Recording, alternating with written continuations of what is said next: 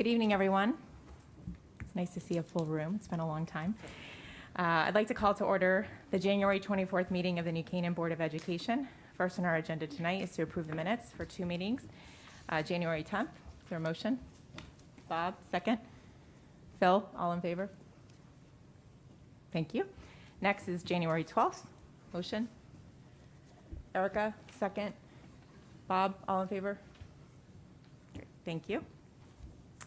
Next is to review and approve the agenda for this evening. You see the agenda before you, but I'd like to make a quick announcement. As you all know, we've been talking about school start times and reviewing two scenarios.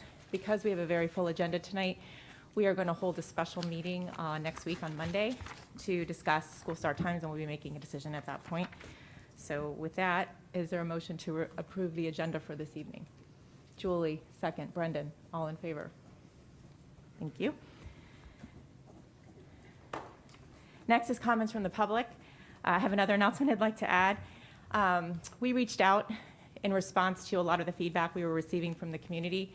We reached out to our 4 local legislators, and we received a very nice response from them in terms of their willingness to participate with us. And they will be hosting a community legislative forum on February 3rd at 7 p.m. The details are still being worked out, so we're going to share that probably tomorrow and in the next couple days with the PTCs and the PFA to get that out to the community. But I just want to thank them for their willingness to participate and be part of this process with us. And that will be another opportunity to share feedback with the community as, with respect to COVID and the pending executive order. So as far as public comments tonight, to ensure the public's right to be heard, the board has set aside time during the meeting for public comments. 2 minutes will be allotted to each speaker and a maximum of 15 minutes to each subject. And I'd just like to note that the Board of Education expects mutual respect, civility, and orderly conduct among all individuals on school property and in communications with district employees. We encourage positive communication and discourage volatile, hostile, or aggressive actions. And the board seeks public cooperations with this endeavor. Thank you. So I see we have a lot of people. I'll just kind of see, if you raise your hand, I'll just ask you to come forward. And if you could just please state your name and address, and we'll move as quickly as we can. Thank you. Go ahead, back. And can I just say, we're going to time it. It's 2 minutes. We'll let people know. We're not trying to cut people short, like intentionally, but the reality is, it's a big room. There's going to be a lot of speakers, so we're just going to try and ask people to stick to as close to 2 minutes as possible. Hi, my name's Jacqueline Mayer. I live at 507 Silvermine Road. I have a 5-year-old daughter at West Preschool with an IEP. She receives speech and physical therapy and a mask, of course. I have a 3-year-old and an 18-month-old who will attend New Canaan Public Schools as well. I can't fit in all of the data and my personal stories into 2 minutes, but you don't need that. Instead, I'm here tonight to demand action and accountability. Masks in school need to become optional, and the nonsensical COVID protocols need to go. Somebody take the wheel and get local control. We've been waiting to see the COVID off-ramp. Where is it already? The charting our course resources are outdated. Our approach has not evolved in 2 years. It feels like we are taking steps backwards. There's no more time to waste. This should not be political. Our children are not red and blue, row A or row B. Since when did any of us take a back seat when it came to our kids? Stand up, come up with a plan, write a letter, speak up on behalf of our New Canaan children. Tell Hartford that our kids are not political pawns to be used to secure federal funding. Make waves, New Canaan. Tell Hartford, oh, sorry, I said that. Our legislators are here, they're listening. Be a pioneer, a thought leader. No more empty meetings, no more stalling, no more red tape. Start doing something. Over and over, I have heard people say in town, if things don't change, they will move. But you know what? I'm not moving. I won't give up. I love New Canaan. This is my home. This is my community. This uphill battle is exhausting, and it is so distracting, but there is nothing worth fighting for more than our kids. If we are going to demand critical thinking from our students, then I am going to demand some critical thinking from all of you. Life has returned to normal for everyone. The restrictions are gone, except for in our schools. Did we forget about them? In what natural disaster scenario do we leave the kids behind? Or worse yet, turn them into sacrificial lambs? Because I've heard it here before. The measures that are in place are not to keep the kids safe.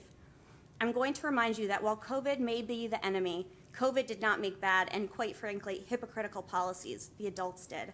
But yet kids, the ones least impacted by the remnants of the pandemic, are the ones who are facing the most severe punishment. In the words of my 5-year-old, it's a free country. Let's start acting like it.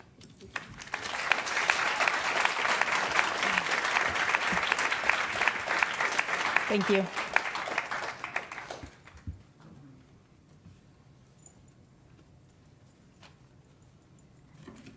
Good evening.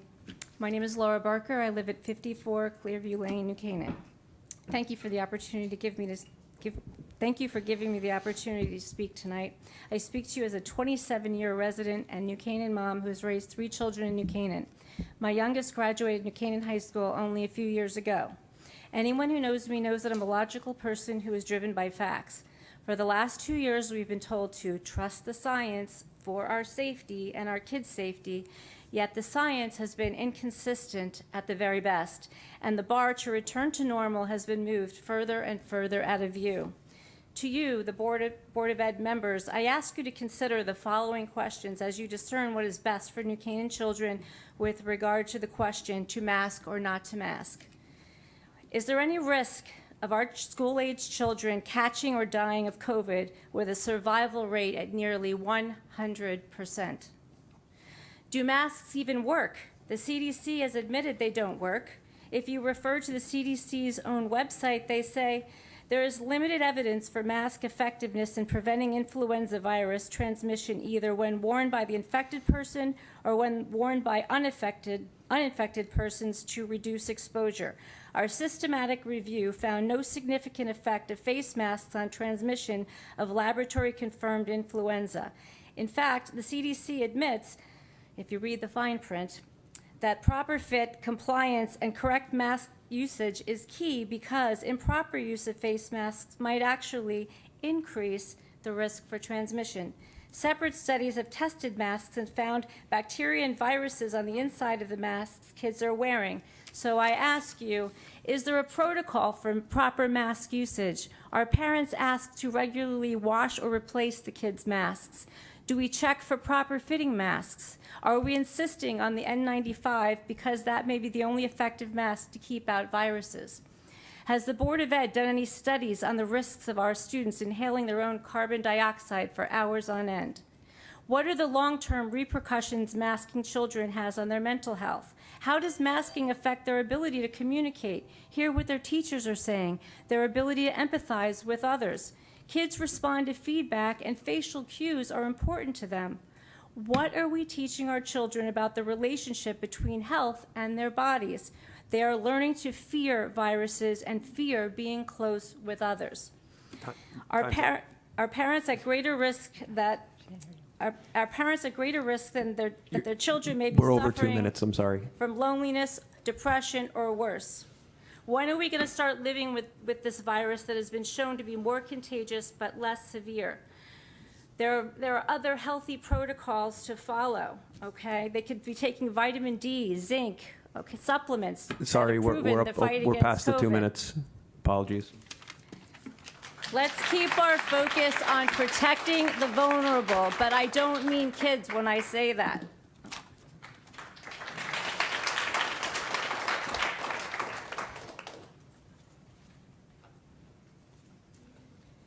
Hi, Danielle McGrath. I live at 59 Faraday Drive. I have a son in first grade at South and a daughter in preschool in town. I am here to tell you many parents are no longer willing to tolerate hearing our kids are resilient. They are not.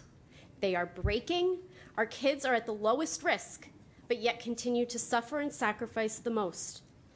My son's class is back to wearing face shields while eating snack, and lunch has returned to isolating kids. Today, they were forced to eat outside in below freezing temperatures. The feel-like temperature, 10 a.m., 17 degrees. Adults are out eating next to each other, socializing, laughing. They are living. While life has returned to normal for all of us in this room, the joy has been taken out of school. Schools, the only place in society where the ineffective, dehumanizing measures continue to be enforced. I beg you to tell me how kids are supposed to have a positive outlook on school given this environment. My first grader no longer enjoys school. He cries consistently going to school. It is time to admit we are failing our children. Parents have also been completely separated from playing an active role in their children's education. Communication broken down. 2 years, not allowed in the buildings. Here we are, still not allowed inside. The data show the virus has become less severe, yet our COVID policies grow more aggressive. The data and science show we must put our children first. It is time this board steps up. The board must demand local control as Governor Lamont attempts yet again to extend his emergency powers. The board must immediately lift all the current mitigation strategies that are unnecessary and ineffective. Please admit we are betraying our children. We have had enough of our children being used as pawns in this political nightmare.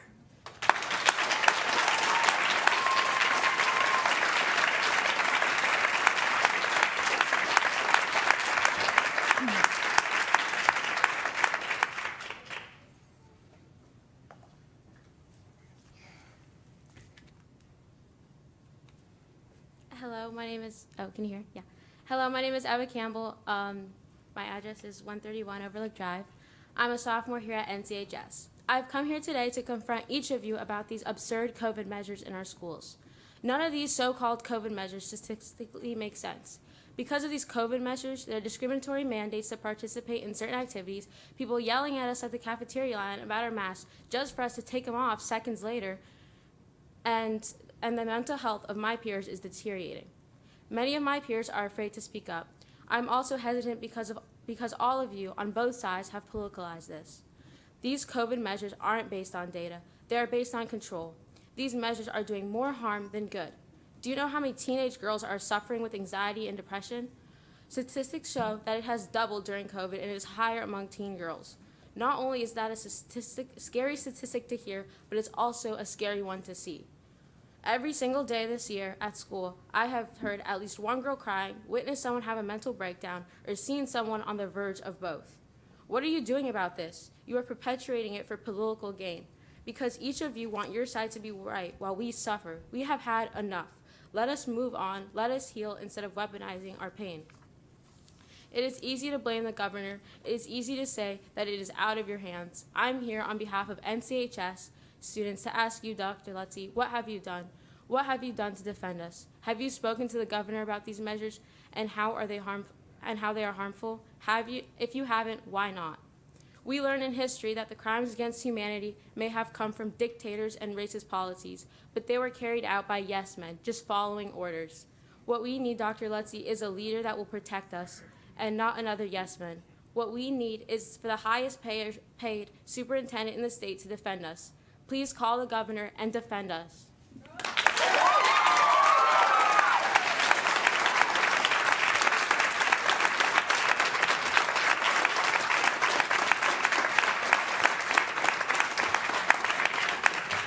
Thank you.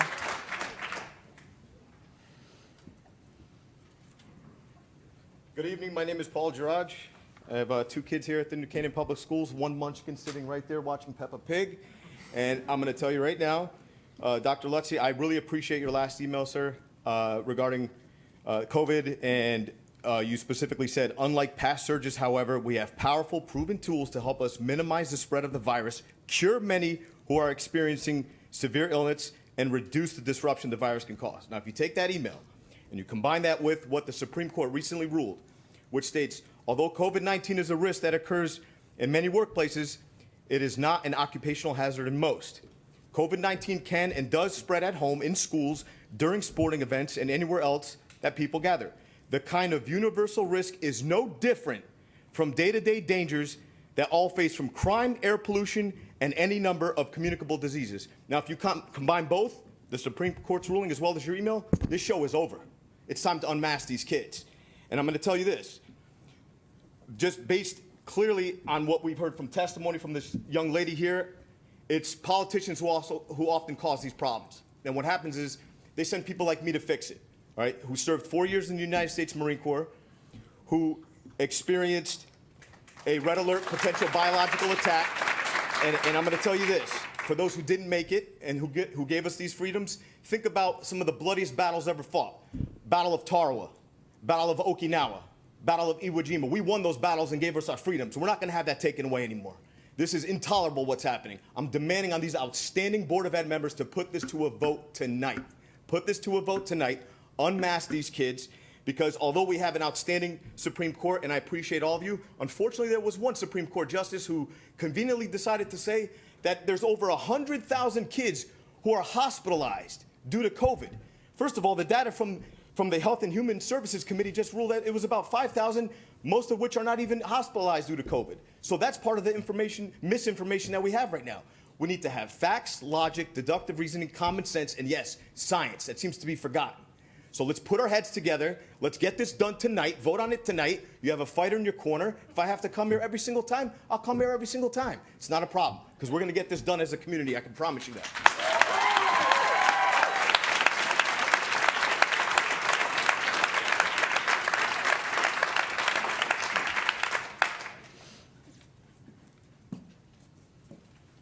Hi, my name is Cara Kelly, and my address is 38 Deacons Way.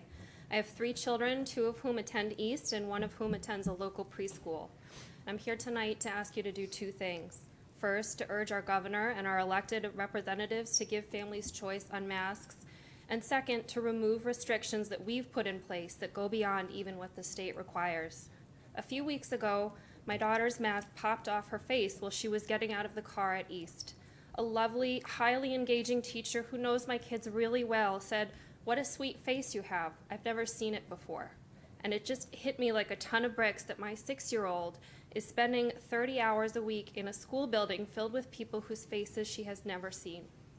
It's time for us to pause and reevaluate the choices we're making for our kids. The COVID landscape has changed in all the ways that matter. Why hasn't the burden we're placing on our children? In closing, I'd like to ask that we all pause and think about how young some of these children are. They believe in the tooth fairy and unicorns.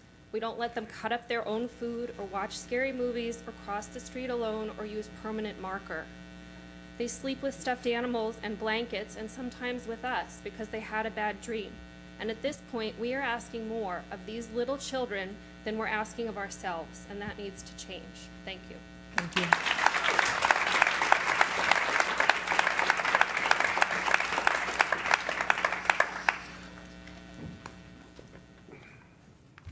Good evening. Elizabeth DeLuca, 1106 Smith Ridge Road. I am here in support of parents making choices for their children and families. Tonight, I'm asking you to protect the fundamental rights of parents to direct the upbringing, care, and education of their children. Parents' lives matter, and their children's lives matter the most. Stop telling parents that the community that and the community that we must mask our children to protect everyone and mostly the vulnerable populations. The adult vulnerable populations have the judgment to take care of themselves. My husband has stage 4 cancer and is part of that vulnerable population. We can manage, and we do manage. We are upset by what's happening in our schools.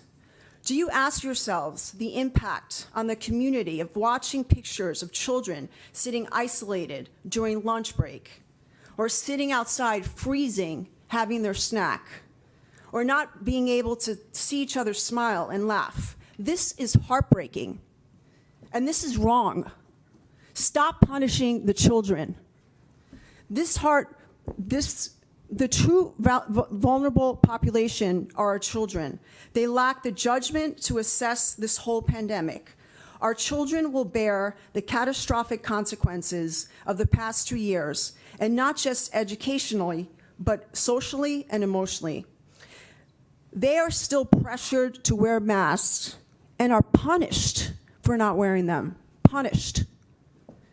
There are over 167 studies comprised of comparative effectiveness research, as well as related evidence and high-level reporting that masks do not work and control the virus, and they can be very harmful, especially to children. I am asking the board to stand up, speak up, and do your job. Do what is right. Give parents the choice. that is the right thing to do. Thank you. Thank you.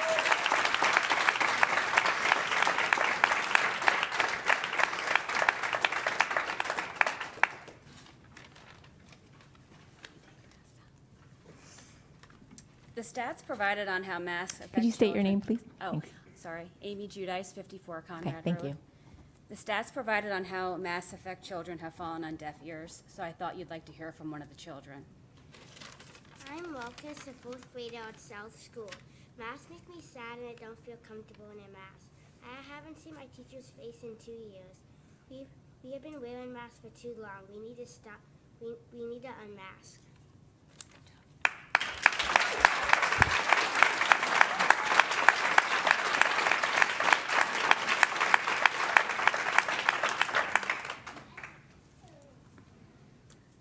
Hi, my name is Shannon Rowe, and I live on Country Club Road. Often we hear people say that kids are resilient when it comes to wearing a mask and new COVID protocols. Kids are not resilient. They just do not have the ability to describe in the ways in which we have hurt them. It's time to stop hurting our children and remove the mask from their faces.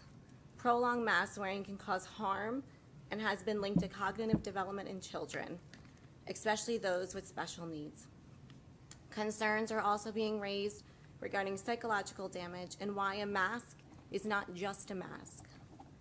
My second grader has an IEP. He's very behind in reading, writing, and his speech services. We've done everything we can to bridge his learning gap, whether that be evaluations, private tutors, summer school, yet he continues to fall behind. During nightly homework routine, he asked me why reading is so difficult for him. I cry all the time thinking about how this pandemic has set him back even further. This pandemic had destroyed my child's confidence in learning. It's destroyed me as a mom, watching him struggle every single day. As community leaders, I feel like you have a commitment to do what is best for our school children. While you may feel like you're doing the right thing by doing something, masks are not the answer anymore. As the days and weeks go by, the science is shifting to reveal that masks don't work like we had thought. I do not fault you for doing something when we knew nothing, but now that we know something, we need to eliminate the things that no longer work. We need to move on. We need to go back to normal. Never in history have we ever masked so many kids for so many hours a day for so many years. We do not know the long-term effects of this evidence-free intervention. An excerpt from the Tablet Mag put out an article recently, and a quote from that article said, "History will not look kindly on our evidence-free decision to make kids suffer the most. It's time to move onward." Thank you.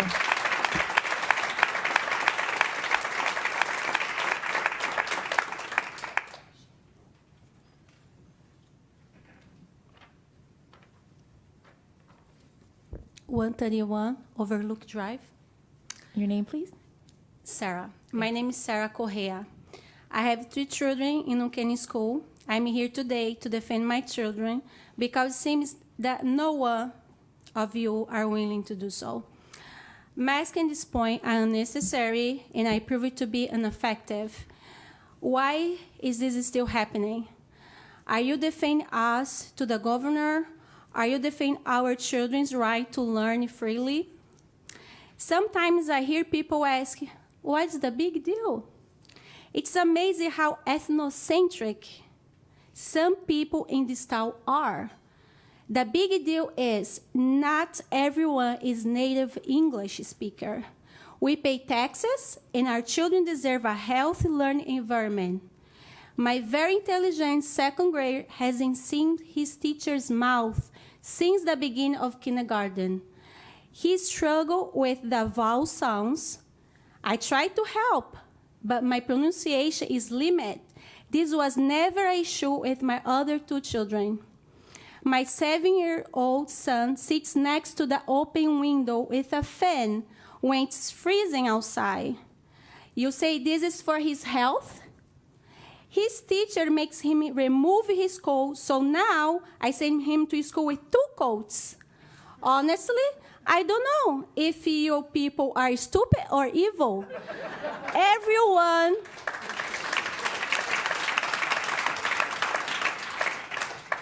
Everyone told us that New Kenya had grade school, which was true. Now I see is the type of the government corruption I saw in my home country. It's all about the money and the power. You don't care about defending our kids, and this is an embarrassment.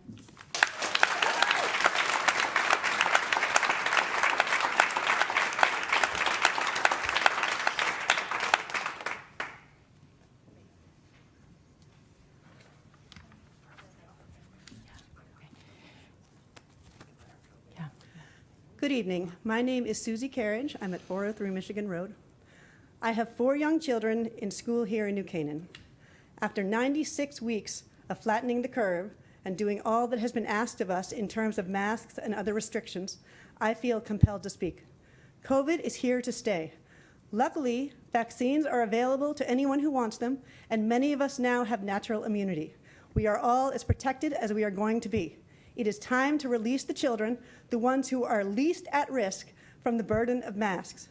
I have heard the phrase, well, my kids are fine with masks, so many times. My response to that is, how do you know? And what about my kids?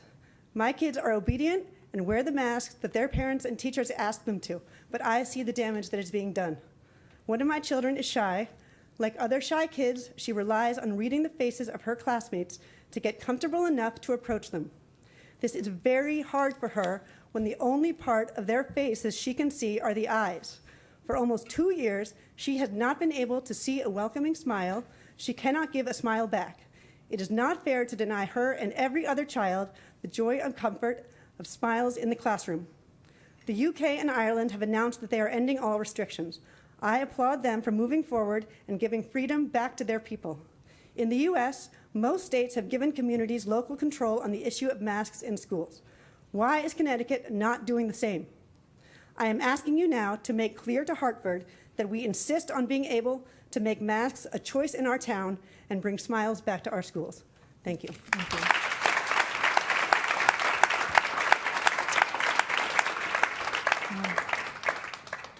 We have to do one formality, just 1 second, you'll be next. At this time, we've gone over the 15 minutes on this topic, so would somebody like to make a motion to extend the time? Julie, second. Dan, all in favor? Oh, yeah, let's talk about, how many more people would like to speak? 4. 4? Okay. So we'll allow those 4? 8 minutes. Okay, any discussion, questions? Okay, vote? Okay, thank you. Okay, please come forward.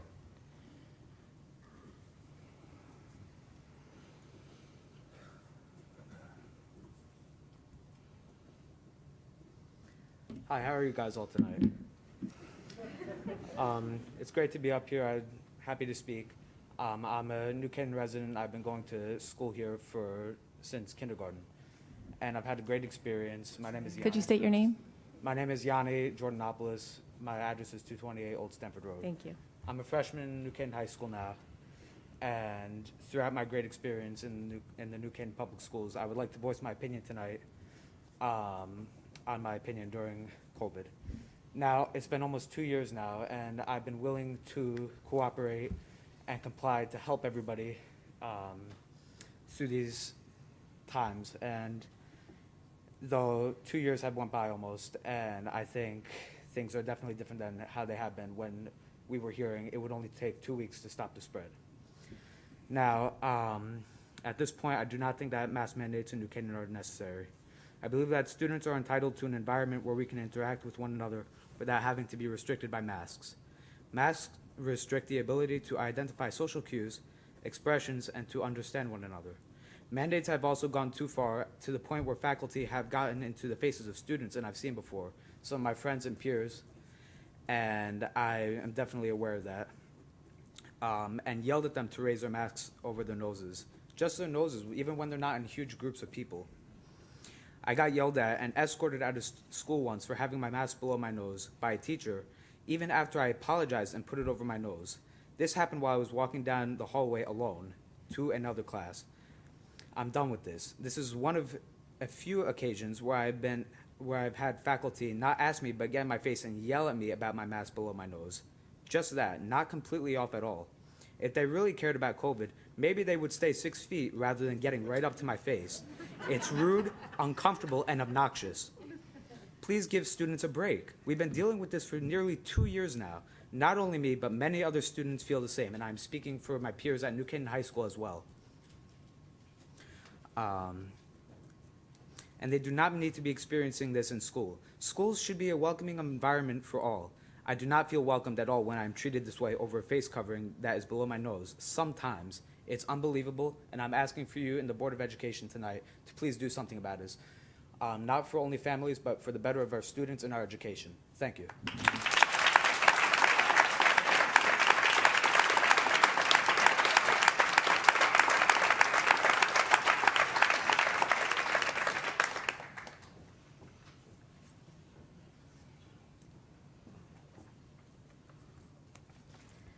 Good evening. My name is Kelly Salvatore. I'm at 20 Parish Road North.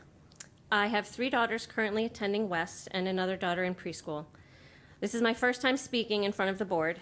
A big reason for that is the judgment we open ourselves up to by publicly expressing our opinions on this matter, specifically the opinion of wanting the choice to mask your children in school.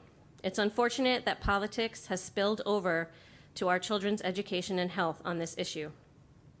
One thing is clear, that we are all taking time out of our evenings to be here because we care about our kids.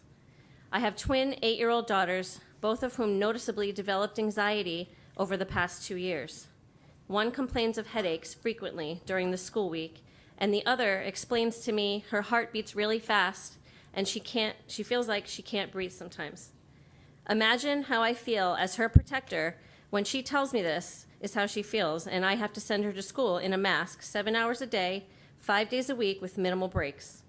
To say the stress of these mitigation strategies has affected them is an understatement. It's even more frustrating and heartbreaking to me because I know there are kids across the country living very differently than mine are right now. They get to actually be kids who see each other's faces, smiles, and laughs all day at school, without being reminded to pull their mask up or sit in a freezing cold classroom trying to focus. Why are we one of only 14 states that don't have local control of this issue? Are we somehow smarter than the majority of the country? I realize there is little you can do with the governor's executive orders still in place, but it doesn't mean you have to sit back and be silent.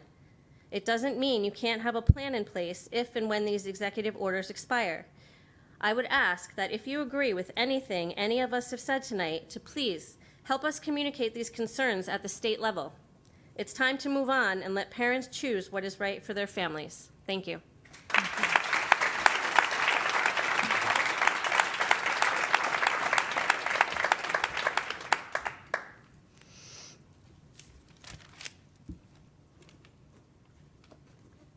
Hi, I'm Alex Sullivan. I'm at 52 St. George Lane. I just thought I would kind of recap what needs to be said. What Lamont is doing is masking our kids and holding them hostage for federal money.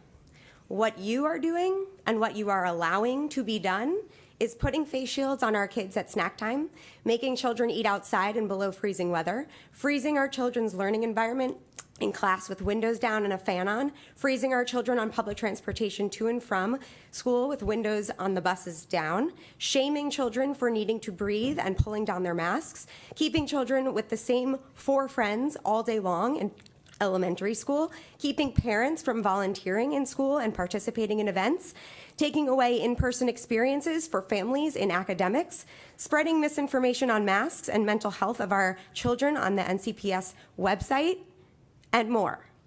Kids come first now. Everyone else needs to take a back seat. I've signed up to be a substitute teacher. I urge every one of these parents to sign up to be a substitute teacher. If parents can get on board, we will be there for our kids. If teachers can't get on board, we will be there for our kids.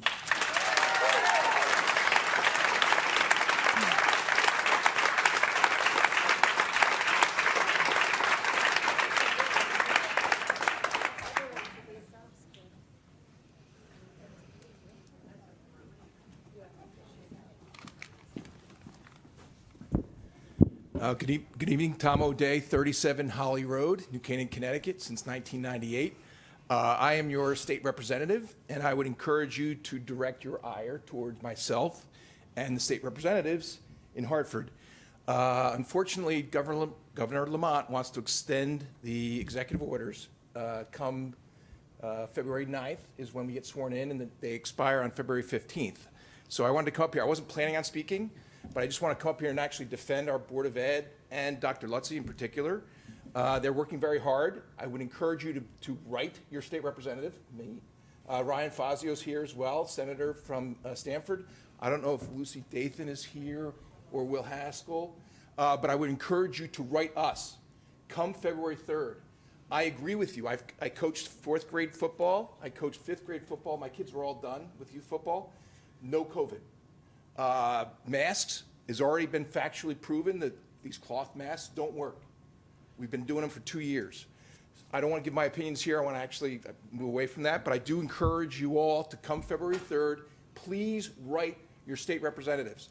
Governor Lamont wants to extend. I will tell you the Speaker of the House, Matt Ritter, is hemming and hawing now. I think we can convince him not to extend, but you have to reach out. You have to come February 2nd or February 3rd, and you have to let your thoughts known to your state representatives. We need to hear from you all, because without hearing from you, these may be extended. So I just wanted to stand up and defend the Board of Ed and Dr. Lutzy. They are fantastic. We were the first town to have distance learning. I took the application from Dr. Lutzy and walked into the governor's office the day we were closed down. And we were back up, I think, the day later. We were the first in the state, and I think one of the first in the country. And that's because of our Dr. Lutzy and our Board of Ed. So please make your voices heard. Let your state representatives and senators know this is unacceptable. Do not extend the executive orders. And thank you all for coming out. I'm sorry to keep going, but thank you.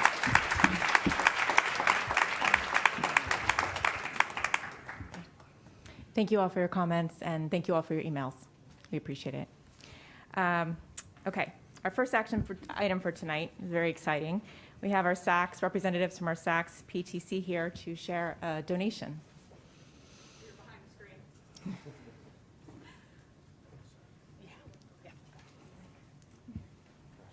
Thanks, Joe.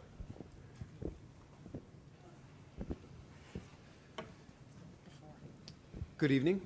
I'm Dave Gussich, principal of Sachs Middle School, and I spent a little bit of time over there wondering how to transition from such a serious, emotional topic, personal topic such as that, but just wanted to say how proud and grateful I am to stand in front of the Board of Education and our central office team to say thank you to all of you. I'd be remiss if I didn't thank our teachers, many of them here representing their union this evening, for the hard work and dedication that they bring into the building every single day.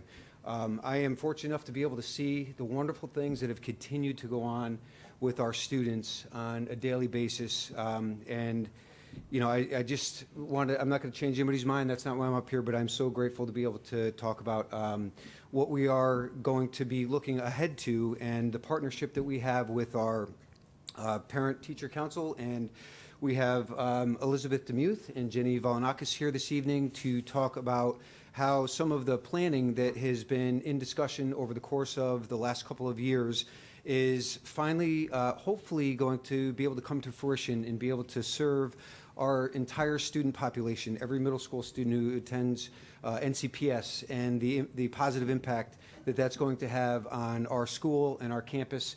Many of you probably have not been in Sachs Middle School or been on campus, but we are host to 5 considerable size courtyards that really have transitioned over the course of the last year into outdoor learning spaces. And that's not because they're forced out there. It's because our students have an opportunity to learn in a different environment, have the benefit of some fresh air with some vitamin D.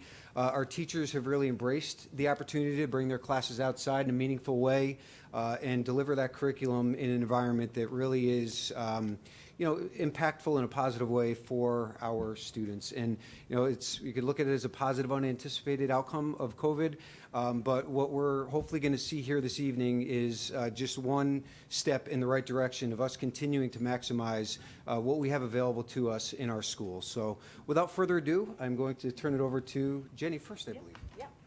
All right, thanks, Dave. Thanks for the time tonight. So we'll keep it brief. We were here, I think, in August or September to kind of kick off our plans. So just for quick background, we've commissioned a outdoor architecture firm out of Greenwich. Over the past several months, they've been evaluating all the courtyards that Dave was mentioning, as well as some of the peripheral space around the campus to identify where we want to prioritize our efforts and the first phase of the project. So the criteria was we want it to be, number one, something that we have in our budget right now, most importantly. Number two, an area that's going to serve the greatest number of kids, and that we can start and finish hopefully before the start of the next school year, and that we could possibly start doing some things now so that kids are able to take advantage of the space as the weather gets warmer, when we have these bonus days in the winter when it's not so cold, and they can get outside and start using it. So we've identified this first courtyard, which is called Hawks Valley. So these are before pictures. Yeah. So this is what, Dave, this is fairly recent of how the space is being used. So you can kind of see it. That bridge divides two spaces. That's not clear. Yeah. So you can, the picture in the top left, that bridge divides the two spaces. So that will make more sense as we get into the plans. How do I get to the PDF?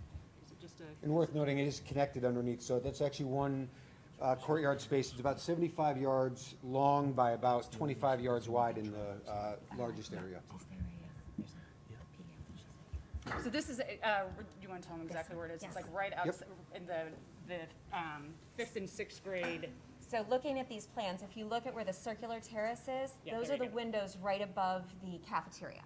So if you were walking out of the cafeteria, that's what you would see. That sky bridge that you saw in the first picture, that's that gray strip down the center. And then over to the left is not the library. No, it's Well, fifth. towards We're towards the library, sandwiched yep. between 5th and 6th grade. Fifth basically. grade on the top and Yeah. world language, Spanish down below.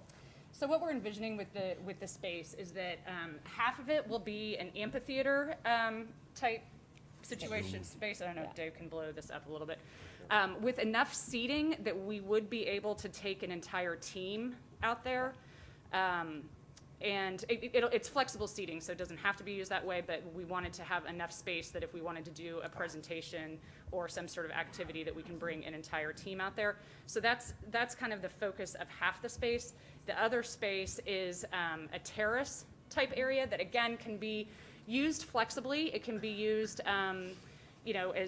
for kids to be outside eating. It can be used for different classes to be coming out there to use the space. There will be plantings placed around as both a noise and a visual barrier. Native Connecticut plants, we are told. Yes. Obviously, we are the gardeners in this.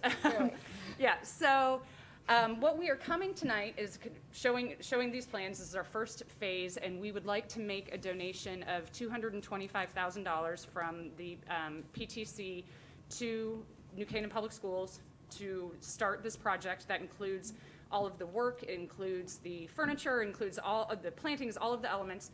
The idea is that we would be able to order some furniture now, potentially, as I said, start using it this school year, with the completion of this project being done this summer and it being ready for kids to use next year. So just one note on the budget.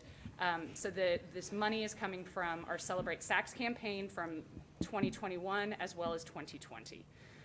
This also then leaves us with enough to fully fund our budget for next year, not factoring in what we will raise. We have a very, very, very generous base of families. I think a lot of people will be really excited about this. They're going to be able to see that this is our first phase, and this is something that, once we get through this, we'll start breaking off kind of the next sections, whether it's another courtyard or a peripheral space around the campus that can be used. Anything? I think you hit on all the details. I was just going to say, Yeah. one part on the furniture that has already come on campus, it is immediately used by our staff and our students. For example, we had ordered 12 round tables with the attached benches. The location that they were assembled right outside the lower division entrance near the cafeteria was intended to be a staging area. But once they were assembled that day, classes already started coming out to use them, and they've been there since and are still continue to be used. We did relocate a couple around the building. There are a couple outside the library area, as well as outside the newer 8th grade wing, and they still get used as well. But there's been an immediate positive response to even just bringing in the furniture to be able to utilize these spaces. So thought that was worth noting as well. Yeah, thanks, Dave. Questions, comments? Well, thank you. It's, incredibly generous, and, the New Canaan community continues to support our schools, and this is a very, very exciting step forward for this project and for Saks Middle School. Other questions or comments? Thank you for all of your efforts and coordination. I know it takes a large team to oversee this and to make it happen, so thank you to you and the fundraising team at Saks. Yes, and this is years in the making already. So that's an important note, right? This is Yeah. vision and planning and really impressive work. Cool stuff. We look forward to our tour. Yes, exactly. With that, could I have a motion to accept a donation of $225,000 from the Saks PTC to fund Phase 1 of the Outdoor Learning Project, which will transform the Hawks Valley Courtyard into instructional space for use by the upper and lower divisions? First, Erica. Second, Brendan. All in favor? Thank you so much. Awesome, guys. Thank you. guys.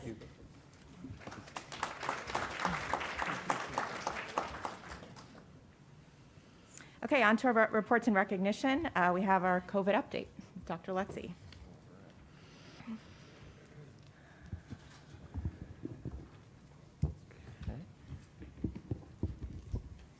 Let's see here.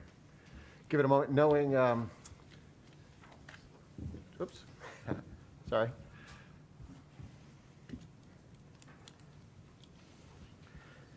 Good thing I have a nice picture up. I'd be in trouble. I just need to tell it to mirror.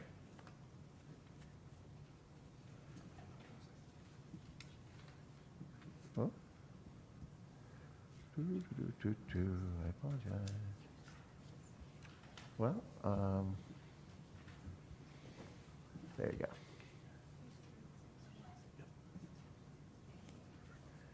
There we go. Thank you.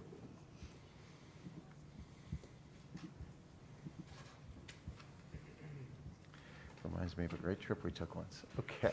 I'll move this over here. Great. Okay. Thank you. You have a packet in front of you that has these slides, and I'm going to move through them quickly. But I wanted to bring a couple of data points to your attention and talk about some planning, moving forward as we do this, and certainly open for discussion as we talk together. The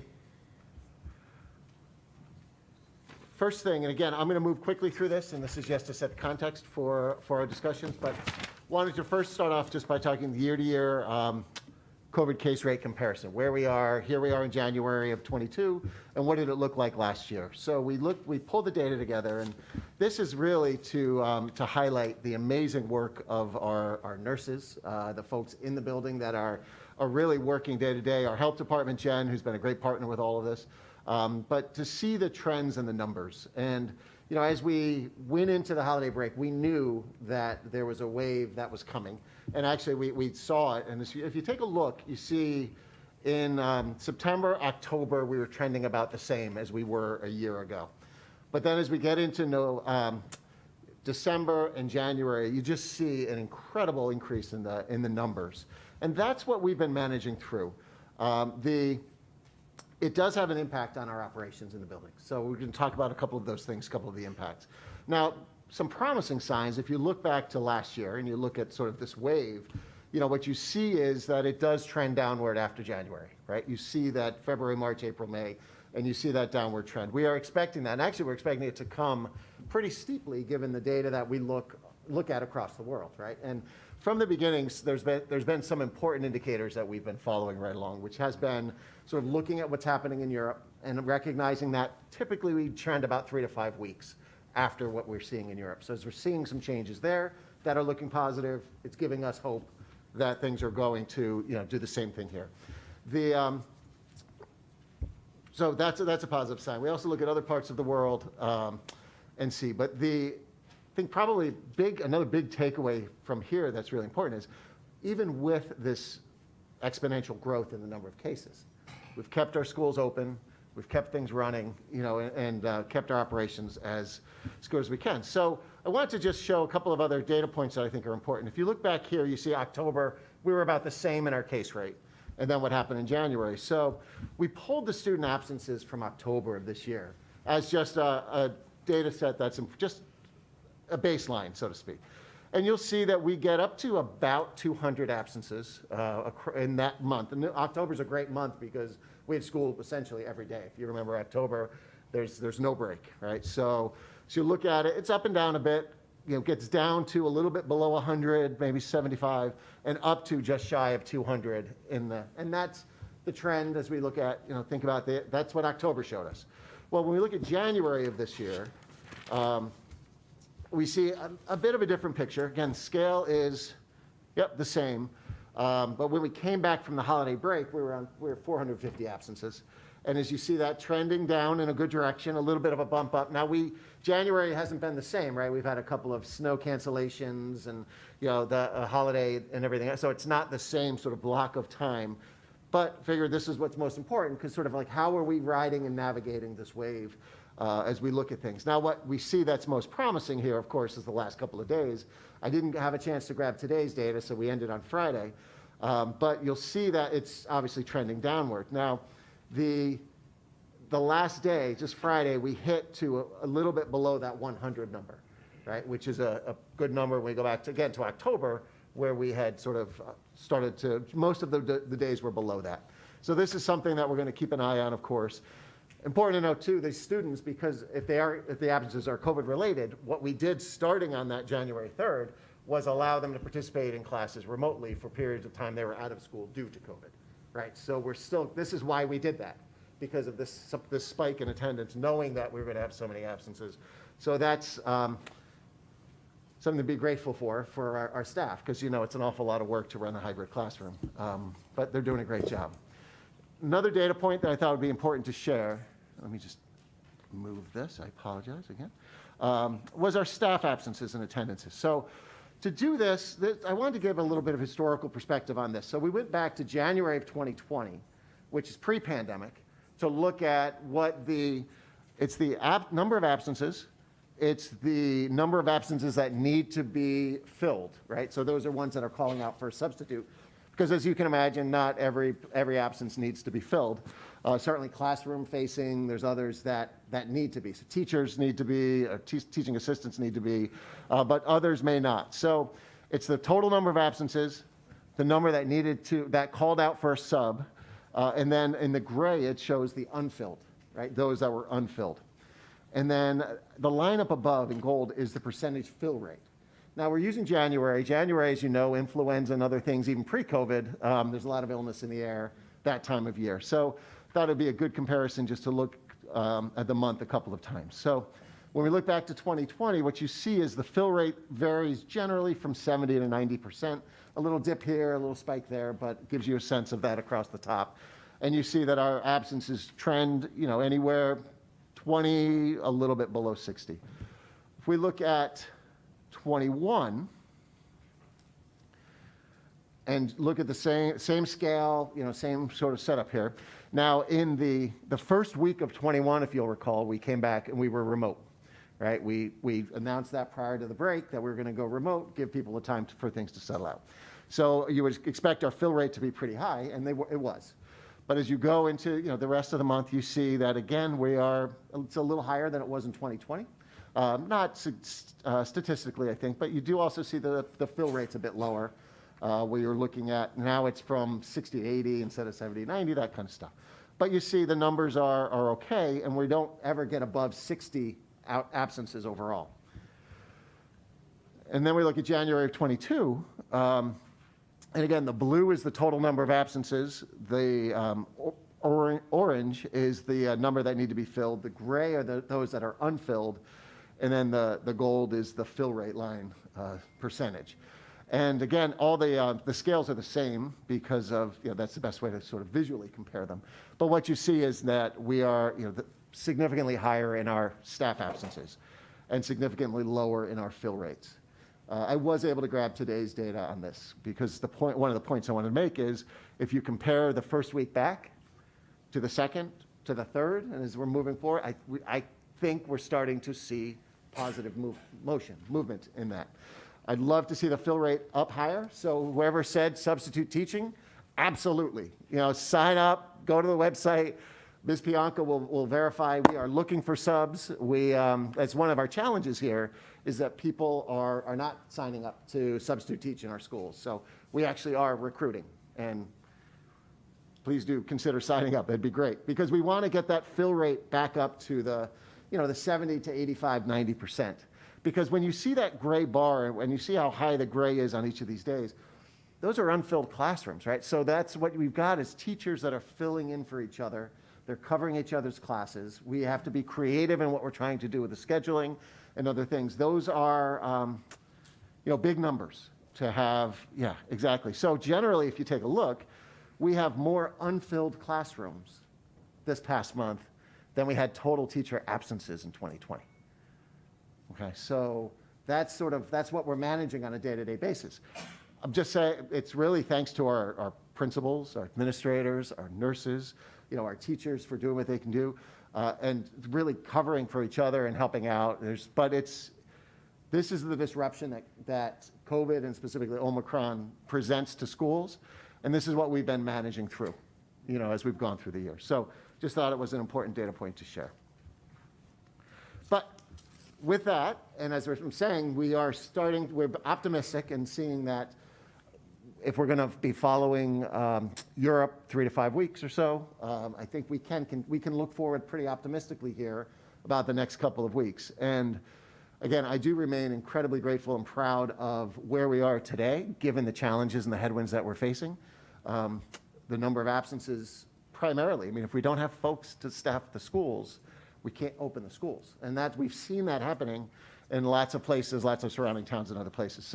But it's really the collective effort of our faculty, our staff, our administrators, everybody together making this work because they do care and they really, really, really want the kids to be with them in school every day. But as long as we can continue to see positive trends around these things, both the staffing and the other things. I think that, and I've had conversations with a number of folks today, so what I want to talk to the board about tonight, in the short term, making some changes such as increasing attendance at our athletic events up to 50%. Right now, we've been limited to immediate family, and talking to Jay, who's been talking to the FCAC, looking to do this in concert together. So what it would mean is that essentially open to basketball, anything in the gyms. Our gyms have a capacity of 1,100, so we've never filled the gym. So anyone who wants to go to a basketball game can go to a basketball game, those things. The only sport it would impact would be hockey. And we'd be looking at 75 students from either side in hockey being able to attend. So 75 students from New Canaan, 75 students from, whoever we're playing against, which generally that would only be if we were playing, it's a Darien game, it's a big game. Yeah, and even then you may not be getting 75 students, right? And so Jay Egan and I, the athletic director, we talked today, he's got a plan to use a program that we've used before for folks to be able to get their tickets in advance, scan in, and manage that. And it wouldn't be limited to family. Family could still attend and everything else. So same with our VPA events. We've got some coming up. The Drama Fest is, I believe, this weekend, Friday, Saturday, Sunday, and returning back to 50% in the auditorium capacity, which, again, our auditorium seats 1,100, 1,200. So we're talking about 600 or so people being able to come. And same with our winter concerts and other things. And gosh, I'd love to see 600 people at our winter concerts. It'd be great. Parent volunteers were mentioned before. We were, as you'll recall, back in the fall, we were phasing back into bringing parent volunteers into our school. We had done some things with teacher recognition. We've done some other pieces. So we're going to resume doing that now. I've been talking with the principals about that. And we want to be able to welcome parent volunteers back into our schools starting as soon as we can get it organized and get it all together. Now, one of the challenges that, to share with you is, as you know, until the 15th, there is a mandate that all staff in the buildings must be vaccinated, or if they're not, they have to have weekly testing, right? That has to be submitted on a regular basis. And we've got all but maybe we've got 35 or so folks across the district who are submitting the weekly testing. So the feeling was coming in that in the beginning for phase 1 of this, prior to the 15th, that parents that are coming in and volunteering should be vaccinated. And then that is one of the executive orders that's going to be sunset after the 15th. Governor Lamont's not asking for that, for schools to be continued. So we would assess then after that is sunset, and then after the winter break, we would, regardless of vaccination status, everyone would be welcome back into the school. So that was the thinking, just so you know the logic behind it. I'm glad to talk about it more.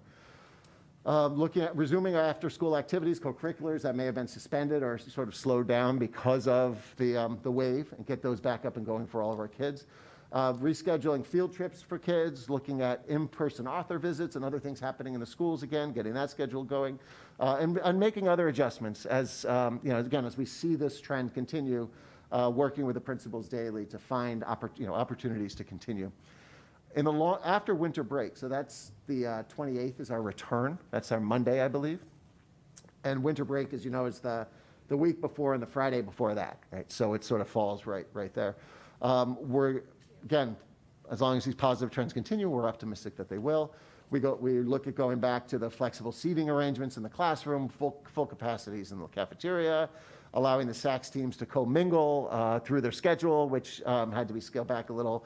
These things, locker access, again, all volunteers, as I mentioned. Going back to the in-person school events, like the night events, like math night, other things. I've been talking with Bill Egan about the ninth grade, the incoming ninth grade orientations, being able to do all of those kinds of activities in person. And really, we see that starting right in March, as long as things are moving in the right way. And I also was thinking about, and I need to talk to the PTCs about this, but bringing our PTC meetings back into the buildings. I think it's, again, an opportunity for people to be there, to meet each other, to be together, and confident that we'll be in a place that we're ready to go ahead and do that. There are a couple of things that we will continue, as we can keep moving forward past that. The classroom ventilation, it was mentioned before, and I just want to address it briefly, but that is something that we started very early that has, we believe, yielded some positive results. The temperature in the rooms, we are trending the temperature in the various rooms across all of our buildings, and we're really seeing that it's between 70 and 72. So we started thinking about what else could it be, and we think that there may be some opportunity maybe not to use an outside door during arrival, where kids leave it, propping that door open, where maybe the heat is escaping, and it takes a little bit of time to do the makeup for the temperature. But the approach towards the ventilation has been something that we'll continue to refine and to adjust, but that would continue. Same with the cleaning of high-touch areas, the bathrooms, the things that we're doing all throughout the day, continuing that. We do have test kits that we are distributing through our clinics for anyone who wants one, needs one. The administrators, the principals came together a couple weeks ago and held a distribution on a Sunday, gave out over 1,200 kits. So we're trying to get these in people's hands if people want them, knowing that there's a lot of virus and illness in the air in general. So, if you're worried about it, you can contact the school, or your child can bring it home, and you can go ahead and do that.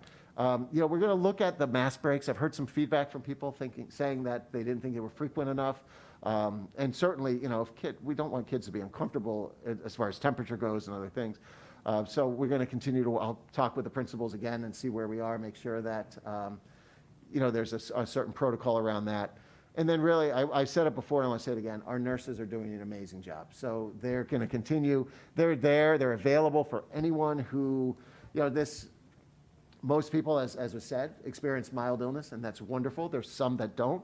So if people need help, need to contact somebody for help from our nurses are excellent professionals, so they're always there.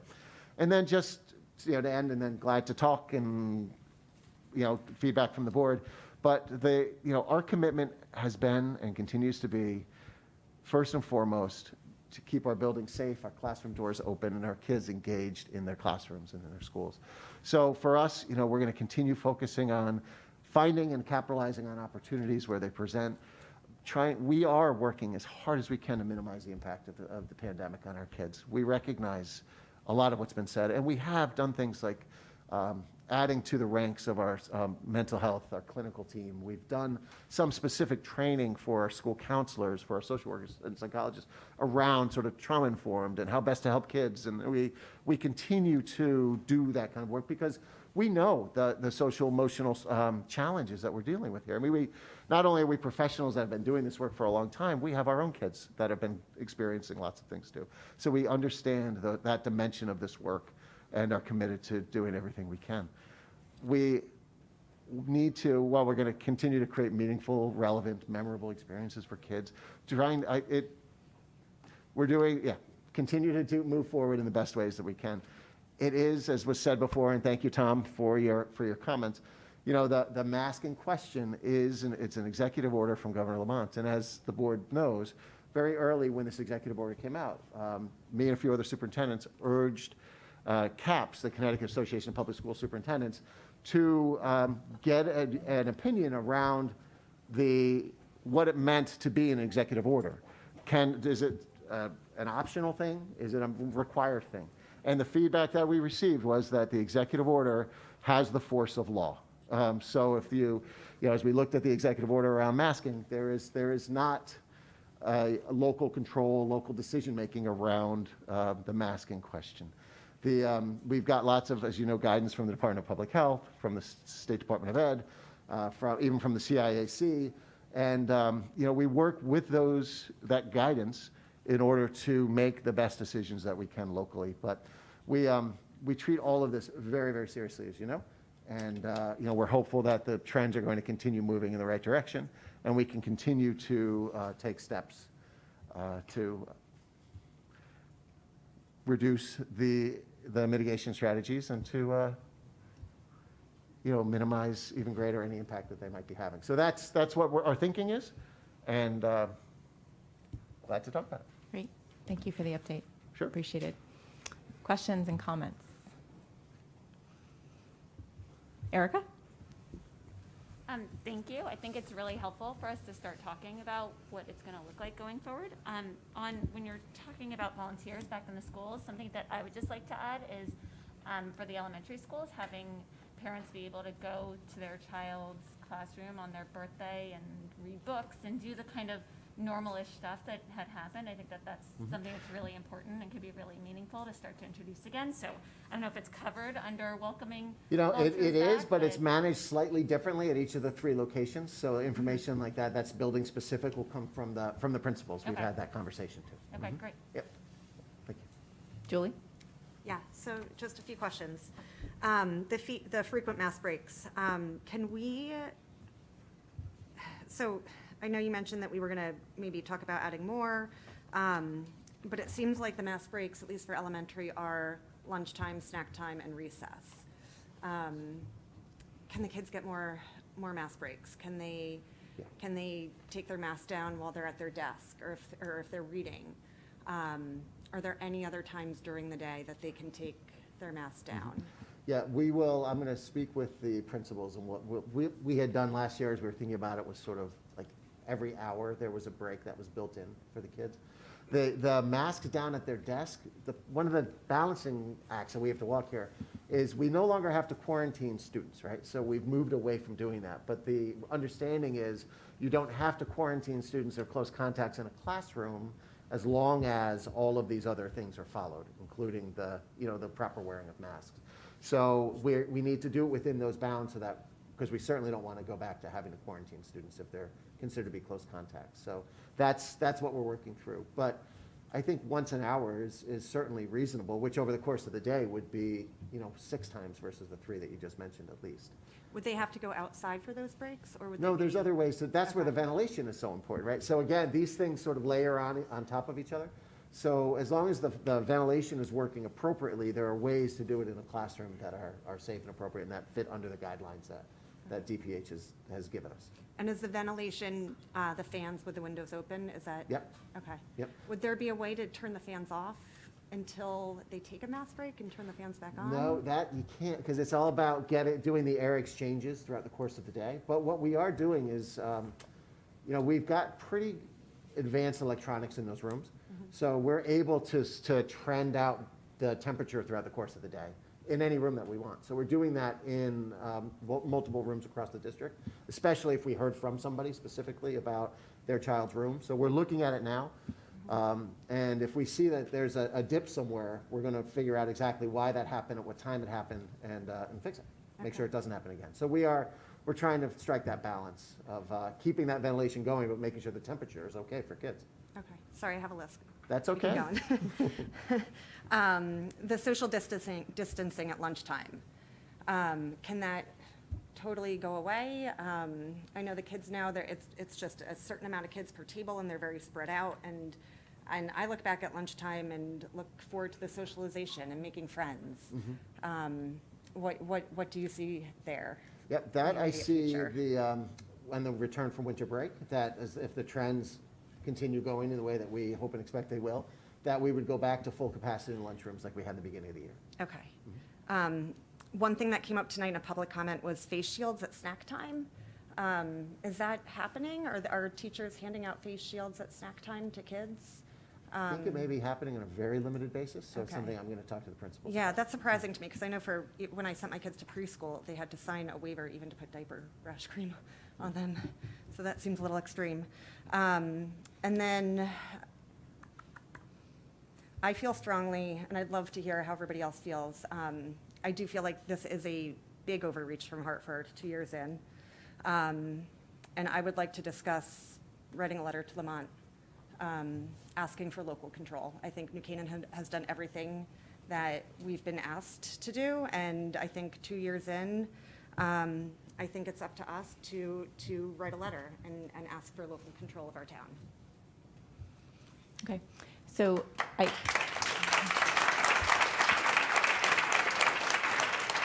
let's have that discussion. I'm going to put it on hold just for a second. I would like to entertain any other questions or comments that people have on the presentation, and then we can go to questions on the letter discussion.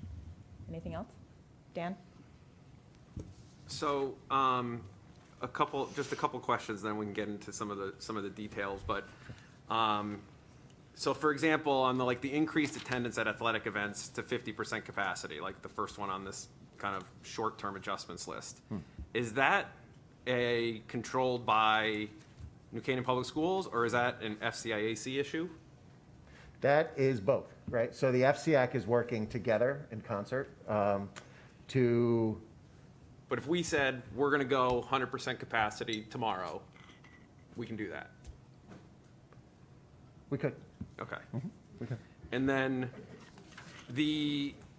I appreciate this because I think it's helpful for people to see some kind of moving the goalpost, sorry, not the goalpost, moving forward on some resumption towards normalcy. But when you talk about numbers improving and trends, I guess the real question is, what goal are we targeting here? Are we targeting lower cases? Because, I think we're at a stage in the pandemic, endemic, whatever you want to call it, where tracking cases and trying to reduce cases is not tied to kind of a return to normal. And I think a lot of people want to get back to normal as quickly as possible. And so I think the real question is, we talk about positive results. What is that? So nobody wants to get back to normal more than me, right? More than all of us. I think one of the reasons I wanted to show this tonight was there's the case number, but the impact that it's having on student attendance, on staff attendance, on our fill rates. That's the tangible result. So if our staff attendance continues to improve, if our student attendance continues to improve, I think those are positive signs that. But how much of that is driven by people actually being sick? According to the old definition of being sick, you're symptomatic in your home and you are sick, versus the quarantine policy or the 5 days or people testing and they're just sitting around but they feel okay. That's the problem with, I think, part of these policies is the underlying construct, to me, is flawed. especially when we're in January of 22. I think it's very different in March of 2020 or end of last, like, you know, end of 2020. But I think where we sit today, we're supposed to revisit all this stuff, including like what the underlying framework of how we're making decisions is. Yeah, to me, given we're in a people business, right? We need teachers, we need staff in our buildings every day, and if we don't have those people, then we can't actually run school. We can't have kids in school. It really doesn't matter whether they're staying home because they are deathly ill with COVID, or they have the flu, or they're just not feeling great that day, whatever it may be. So when I think about it, it's not something that we can say. And then actually on top of that, we have lots of things that we don't know about the pandemic, right? What we know today is different than what we knew even 30 or 60 days ago. So it's important to me that, when we assess what we're going to do at any point in time, we actually are taking into account everything up to that point in time. It's really hard with this pandemic to say 2 weeks from now or 30 days from now exactly what we're going to do. It could be, and I think we all want it to be, that our staff, our faculty are all showing up to work because everybody's healthy, the numbers are much lower, and we can make many changes. But it's really hard, I think, given how much change we're seeing on a day-to-day, week-to-week basis, to say, here is like the specific number that we need to hit to make everything go back to normal completely. One indication of that on the other side, I think it was, I want to say it was early 2021, excuse me, in the fall. The numbers, I think we had set, I think it was even the DPH maybe said 25 per 100,000. And we were much higher than that. Actually, the entire state was much higher than that. And we moved the goalposts so that we could keep everybody in school. So I just think it's tough for, whether it's us as a board or the state or whatever, to set a very specific target when you really need to sort of roll with this and make changes based on what's happening at that moment in time. It's just I think the world that we're living in. Wait, Hugo, did you have your hand up? Sorry. Yeah, just following up on Dan's point of because I am curious, how much of this is due to the quarantining or people actually being sick? I think it's a valid question. I know for a fact that there was a number of families that extended their vacations because they expected that we weren't going to be in school at all for that first week. So it's no surprise at all that we see that number jumping off the charts. The other one was a 3-day weekend. That how much of that had to play into that?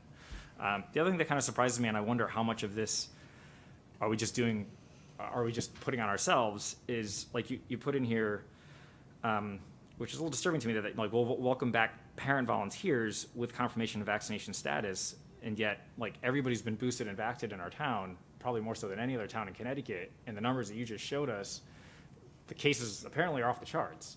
So why are we once again going back to discriminating against people that are vaccinated versus non-vaccinated when A, it's a very personal decision, B, it doesn't really seem to have had, at least recently, much of an impact. So I'm just, again, that's kind of one thing that I'm seeing. And then, I'm in school the other day, the high school, and I see, there's a shower curtain around one of the desks from one of the administrators and the faculty. And I'm like, there's literally nothing scientific about that. This is an airborne virus. I don't know why you'd put a shower curtain to, I'm wondering how much of this we're just putting on ourselves. Because you mentioned the mandate, and that's why I bring it up as it relates to the vaccine, but there's no mandate for parents to have a vaccine to walk into a school. That's, unless I'm wrong, I think that's the teachers, right? Well, it's all staff, right? But So parents it aren't was staff, right? So I'm just wondering why are we? It just seems like we are layering on additional mandates of our own when we have a really highly educated, responsible community that I think at this point feels like they can make decisions for themselves.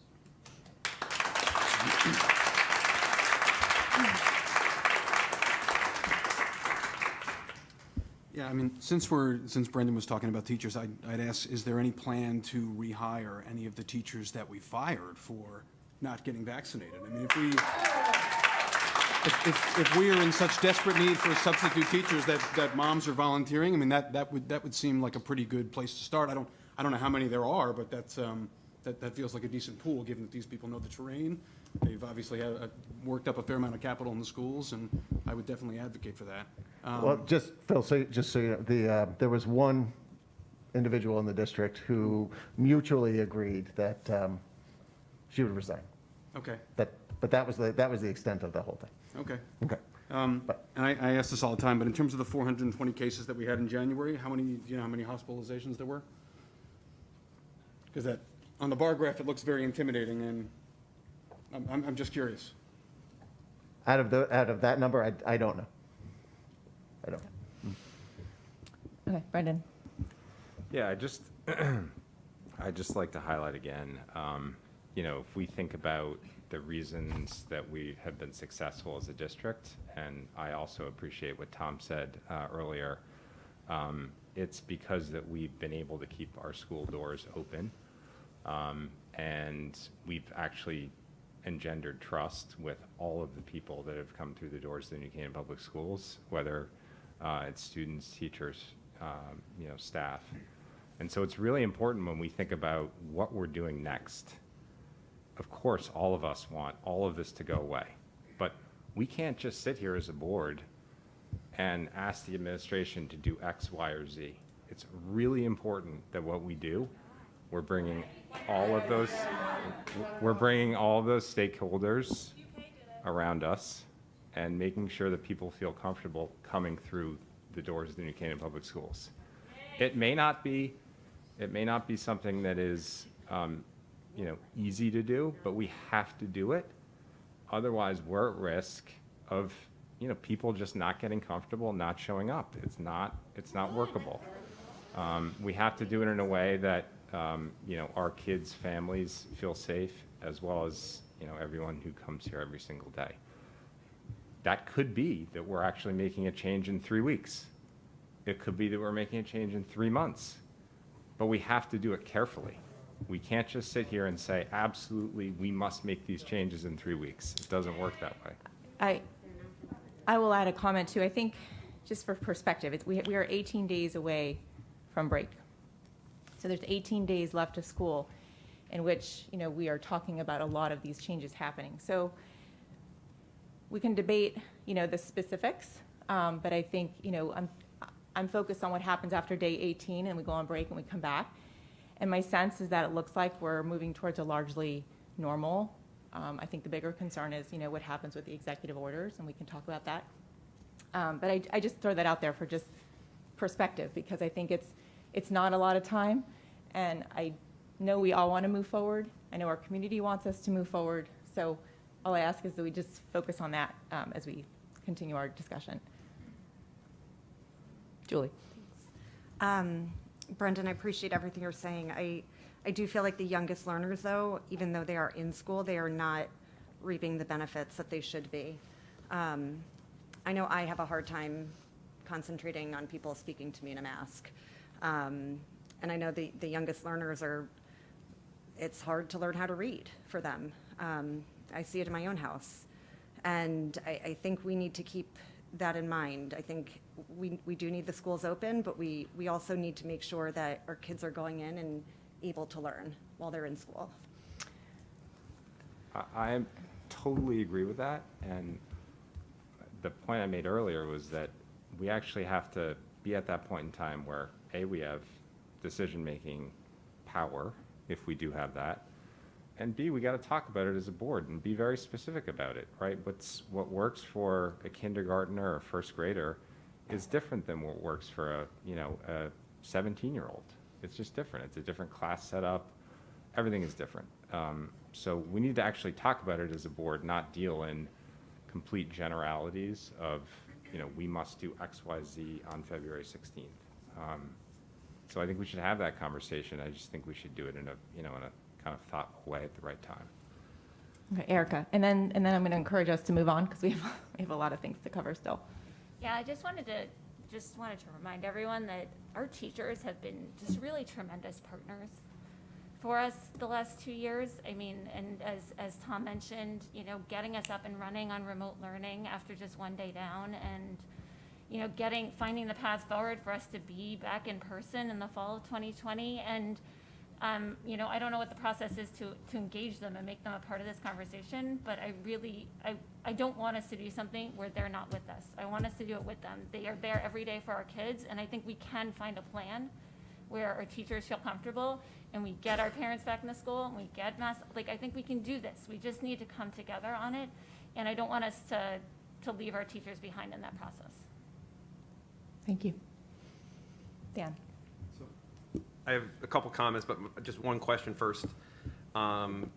Is what is the September 28th Addendum 5, the latest guidance from the state on some of the contact tracing stuff? Or is what is the current, you talked about the rules around close contacts and things like that. Like what exactly is the current construct, and when do we expect that to change or go away? The current construct is what I sent around on January 1st. And those were the correspondence that came from the SDE and DPH from, on December 31st. So essentially what they're saying is in schools, because of the mitigation strategies that we have in schools, we're not required to quarantine students if they're deemed to be close contacts of positive cases in the classroom or in other places where masking and the other strategies are in place. Outside of school, if they're close contact. Do they separate vaccinated versus not vaccinated? They do. Okay. They do. I should have made that point. Thank you. Yep. If you're vaccinated, don't have to quarantine as long as you're symptom-free. This is strictly, I was thinking about the youngest kids, and it was strictly the unvaccinated. But outside of school, so on a sports team or other places that are not governed by school and don't have those mitigation strategies, they do still expect quarantining and other pieces. So that's the guidance that came out at the end, December 31st. And it has not gone into an addendum, but it is, it's on the letter, and I believe it is on the Charting Our Course website, because we put that up on January 1st so people could have access to the most recent stuff. Yeah, and I think, listen, that's a pretty onerous construct, and it also seems devoid of reality when you consider what everyone's gone through over the last month related to, Hugo touched on it, but everyone who's vaccinated and boosted is catching it, right? All the families are catching it. Like the policy makes no sense. And it's not clear to me, it's clear to me that we have the mask mandate under the executive order, right? I get it. But it's not clear to me that all of these underlying kind of guidance things are something that we need to continue to follow religiously, because unfortunately, and not everyone has to agree with this, but the CDC and the Department of Public Health and a lot of these public health people have been wrong about a ton of things, and they continue to be wrong about a lot of things. And we shouldn't stick our head in the sand and pretend like they're infallible. Doesn't mean it's not malicious. It's just we're getting new information, and we should be thinking about that as it relates to how we're advancing this. Because I think part of the big thing here, and I know we've talked about this at other meetings, is I think our job is to have the cost benefit discussion, because it's not all about stopping cases. That is not the paramount goal. There's other things that are important. The social and emotional well-being of the kids, education, how long they've been dealing with this stuff. And I think we're tasked with weighing some of the DPH data and some of the other stuff, but also all of the other factors, and then setting policy based on that. Because it's not a single factor policy. It's a holistic thing that we need to talk about and decide. I mean, we can debate the policy as much as we want. We as a board have to follow the guidance. We could be personally liable if we don't. So we're in that position as a public school board of education. That's the reality. And I imagine in time, I don't know if you have information, that hopefully is going to change and be more current in time. Okay, go ahead. Well, I would just suggest that, you know, between now and whenever that happens, that everyone on this board, and Dr. Lutzy especially, spends whatever political capital they have, because this issue is important to us. It's important to a lot of members on this board. It's frankly why we ran for a lot of us. It's maybe why we won. So it's like the giant glacier in front of us, and there's all kinds of stuff, other stuff going on as well, but it's really hard to focus on a return to normal on a variety of other fronts when the return to normal is not happening on the most important front.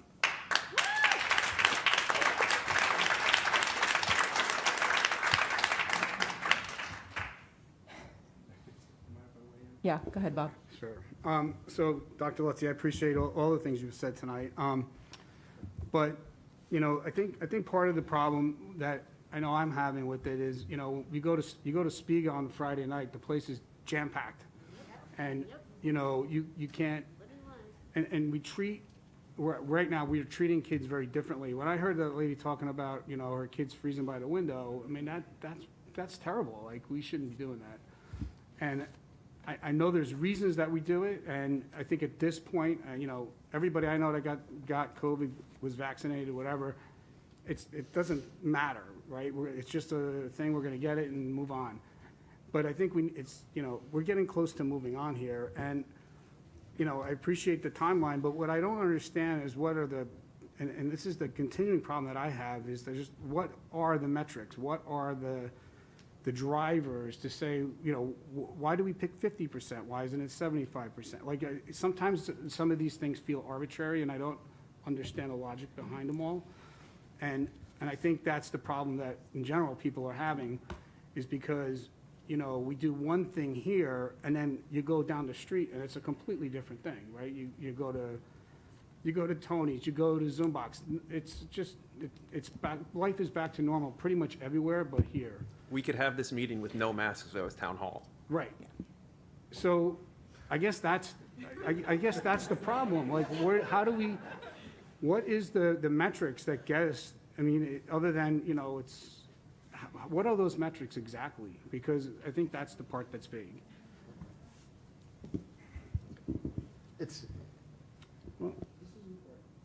So the metric for us, one of the primary metrics for us, is that staff attendance metric, right? Our ability to keep our schools open, to staff our schools, to cover absences. If we're running at, when you look back, you know, if we were running at 20 absences to 25, and we're looking at 140 to 120, those numbers are too high. That's not sustainable, right? I've met with Vivian and Rana, who are here tonight. I've met with the union, the group, and they very heartfelt conversations said, look, we know why we're doing this. We know we need to keep doing it. We need to cover each other's classes. We need to go days and days and days without a moment's break because we're running around, but it's not sustainable, right? We can't do this forever. There's got to be a break. So, you know, for me, it's like keeping the operation going, right? But these and things that's, don't affect that. That's the well, it could. So I guess that it depends upon if you believe the Department of Public Health's logic around mitigation strategies, reducing the spread of COVID in schools, right? So if you do think those strategies work, then this does help to keep our teachers healthy because they're in the room for, you know, 7 hours, they're around. So if you keep some of the distancing, the ventilation, whatever strategies you have, then the argument would flow if you, again, that's an assumption. If you start from that assumption, then you slow down the spread, you keep your teachers less likely to contract it and more likely to be able to come to school. So that's, I mean, that is the. No, I get it. And 2 years ago, I was there with you, you know, but it's like 2 years later, you know, it just doesn't matter. We're past that now, I think. Well, and we've taken some steps like going to, with a positive case, a return after 5 days if the symptoms are resolving instead of 10. There's plenty of other districts across the state that are still at 10. You know, we've done some things like that to, you know, try to keep moving things in the right direction. And trying to, you know, continue to keep the school staffed. But I'd say if these numbers stay where they are with these absences, you know, and hopefully they won't. I mean, I think we're going to see it trail down. But that's probably there are others, but that's probably the most important piece. Do we have enough adults in the school to receive the kids? Right. So say the numbers get better. Can we turn off the fans? Can we get back to sort of normal except for masks? I mean, I think that's the ultimate question. I mean, I guess I understand the mask thing is an executive order. We have to follow it right now. I do also think we should write a letter. But, you know, if that's the case, then do we start easing up on these other things to get life back to a little bit more normal than it is? And I appreciate these steps. But I would agree. I think we should be more aggressive, like, you know, make these things 75% or 80% or whatever, you know. I feel like 50% is sort of an arbitrary number. Let's pick a different arbitrary number that's higher, you know. Well, we can have that conversation, you know. I mean, that's, we've got to put something out. We've just got to start somewhere. And I think, and any of these things, I'm willing to certainly, you know, have conversation and work through it. Okay. So is that now, or what do we? Well, you know, I would say this, that like the 50% for the FCAC, for instance, I right? brought So- extra iced tea because I figured Yeah. we'd be here late tonight, so. DoorDash, thank you. Yeah, yeah.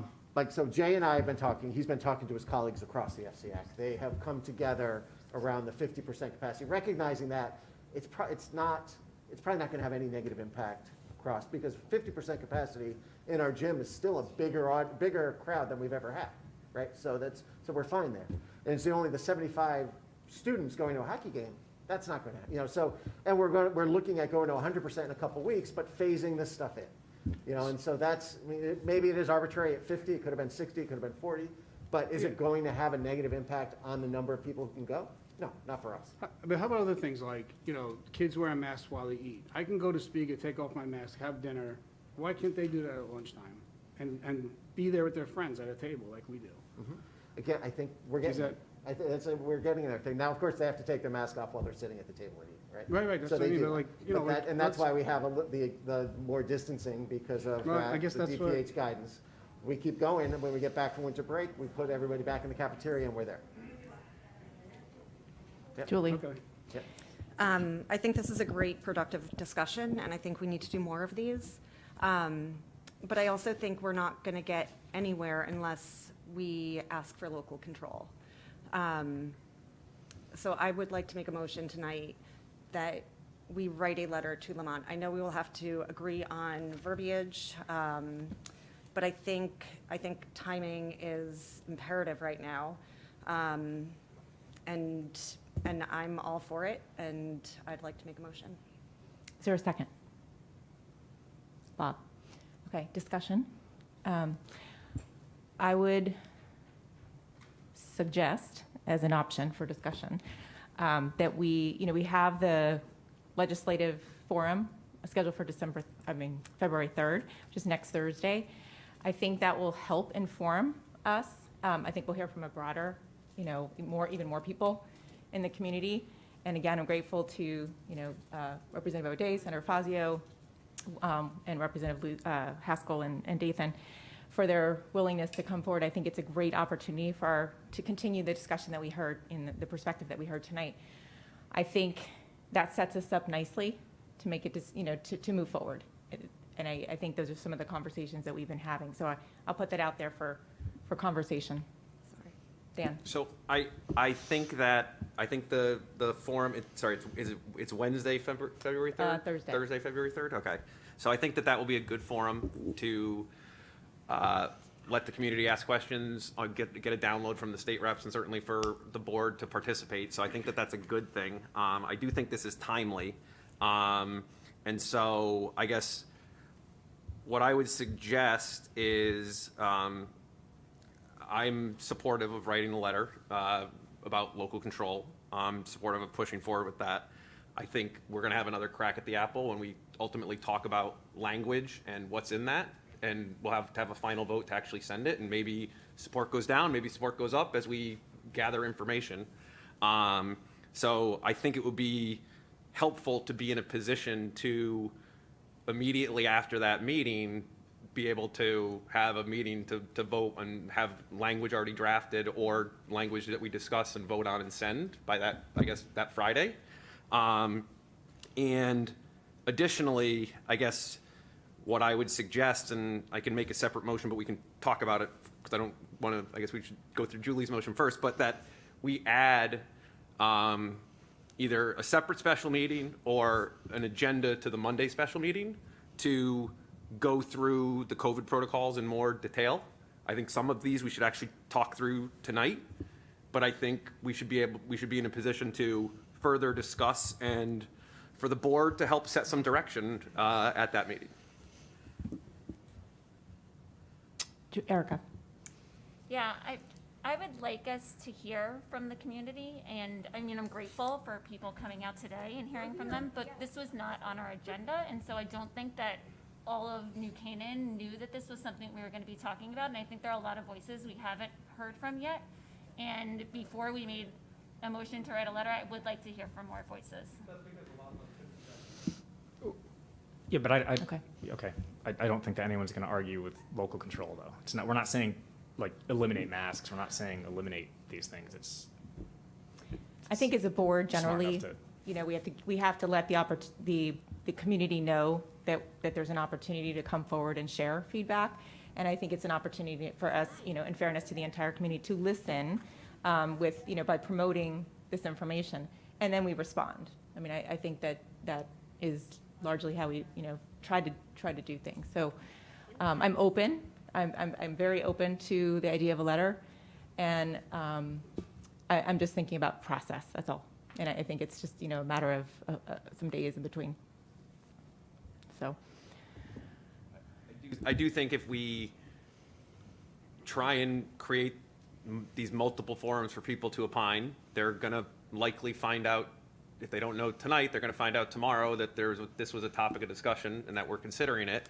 And I think if we endeavor to have a final vote when after that final community forum and a final board discussion, I do think we're providing ample opportunity, and I actually think it's helpful for the community if we today provide some guidance on, I think, where we think we're headed, but that the final decision is subject to us all keeping open minds and listening to people over the balance of the next week and a half, and we'll listen to people on Thursday, and we're going to vote on Friday for the final letter.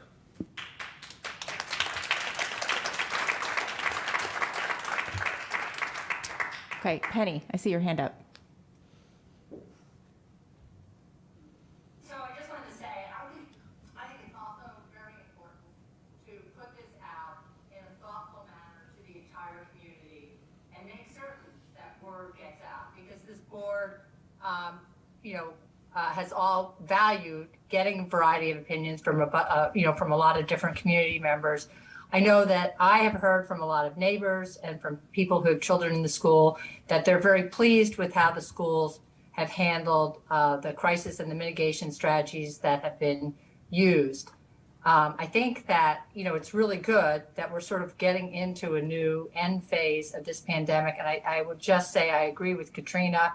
The midterm break is coming up soon, and that we just need to all have a little bit of patience. We all have the same end goal that we want, which is complete normalcy. We're probably not going to agree as a complete community on the exact path for getting there. But we have to just stay together as a community and be positive and work forward. But I do think it's important to make certain that the people who are satisfied with what's been going on in the schools understand that there's another group of parents that isn't, but have the opportunity to come forward and tell us what they think. And in the meantime, I would echo what Tom ODay said, that, if you feel strongly, please reach out to all of our representatives, on either side of this issue and let them know what you think. But I don't think that we're ready to we haven't put this on our agenda, and I don't think we're ready to make any type of a statement tonight. Okay, we need to move beyond this motion. Go ahead, Julie, then Brendan. I just want to make clear, we're not, this letter, again, as Hugo said, it would be about local control. Somebody mentioned earlier that, I think, Erica, I think it was you, that Dr. Lutzy, you had the paperwork filled out and Tom walked it over and handed it in, and we were, a trailblazer back then. And there's no reason why we should not have local control. We've made good decisions all along. And I feel this is what that letter is about. We've made good decisions. We can think for ourselves, and we can discuss things as a board and get through it. But we can't do that when our hands are tied, and our hands are tied until we get local control. So that's what the letter would be about, local control. Okay, so could you repeat your motion, and then we'll need to vote? Sure. I make a motion that we write a letter to Lamont requesting local control. Yeah, so I think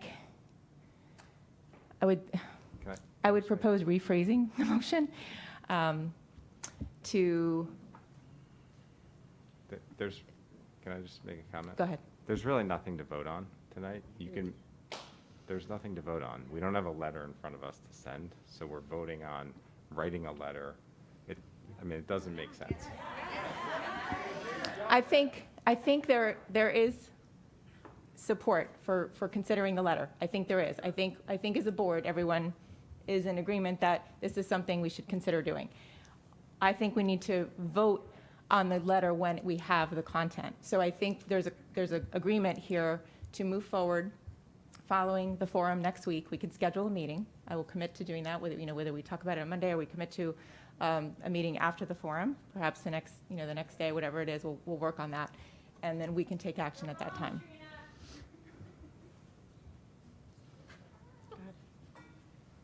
Mm-hmm. So I guess It's hard to, I'm just saying, we cannot vote on a motion that doesn't have, people can't vote to write a letter that we don't know what it's going to say. I think that's the problem. Well, I think I think the issue is we want to explore this. We want a timeline for when we can have a final vote on it. So I don't think we're trying to say we want to.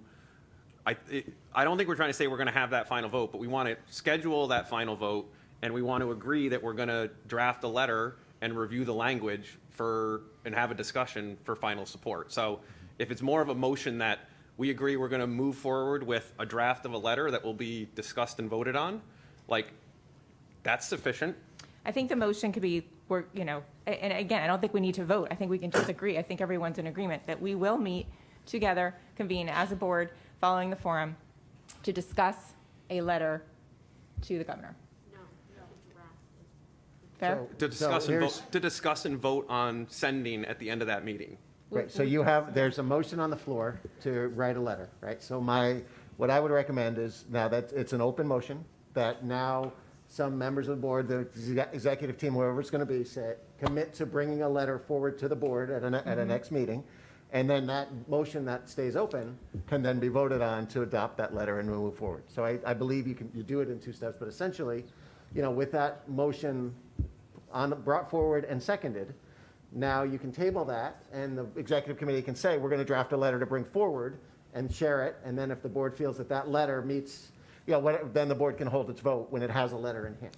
I think, but does that process work for her? I think as long as during this discussion we can kind of get some clarity on timing, then I think, yeah. I think we'll have to work on timing, but it'll be right after the community forum. We'll look at dates tomorrow. It's the 4th, right, or it's the day after. So we'll work on that. And I think the letter could only be strengthened by hearing from the community, because as representatives of New Canaan, we are taking what we hear, putting it to paper, and bringing it forward. So that's how I view it. I think it's a benefit to wait, and I think it will only be strengthened. So with that, I think we're all in agreement, and we can move on. So Okay. that's one thing.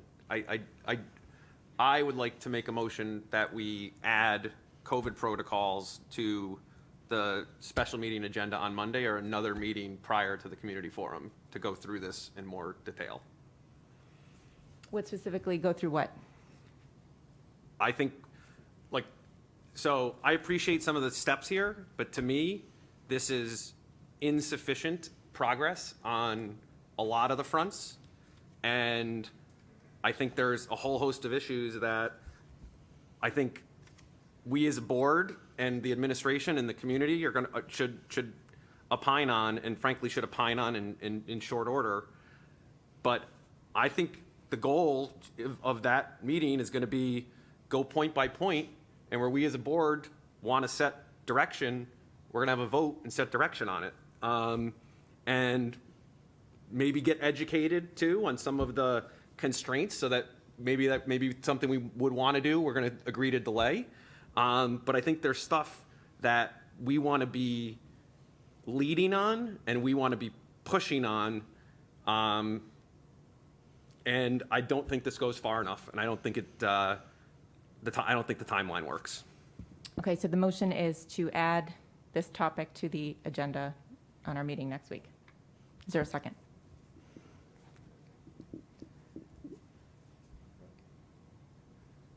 Julie? Yeah. The motion's been made, but, you know, I'll open it for discussion. We haven't set the agenda, so, you know, we will set the agenda. We know that school start times are on it. And we can add this. You make. can just ask, and I think we can just agree that we'll add it, but, no. Yeah?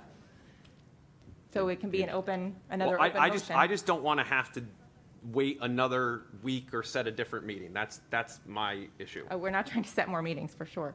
Yeah. So I think we can, if it's okay, we can leave that as an open motion as well. And, you know, with the executive committee can take that up and choose to add it to the agenda for Monday. As a voting item. Well, I think the executive committee will decide what the agenda, how we're going to manage the agenda topic on COVID protocols.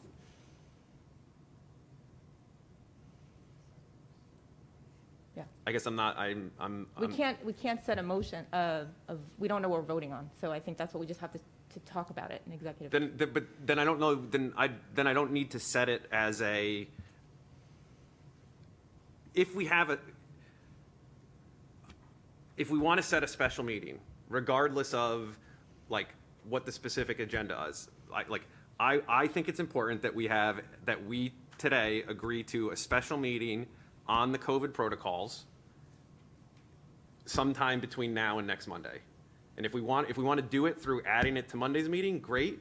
Or if we want to just have a vote about whether we're going to have a special meeting on the COVID protocols, we can go that route.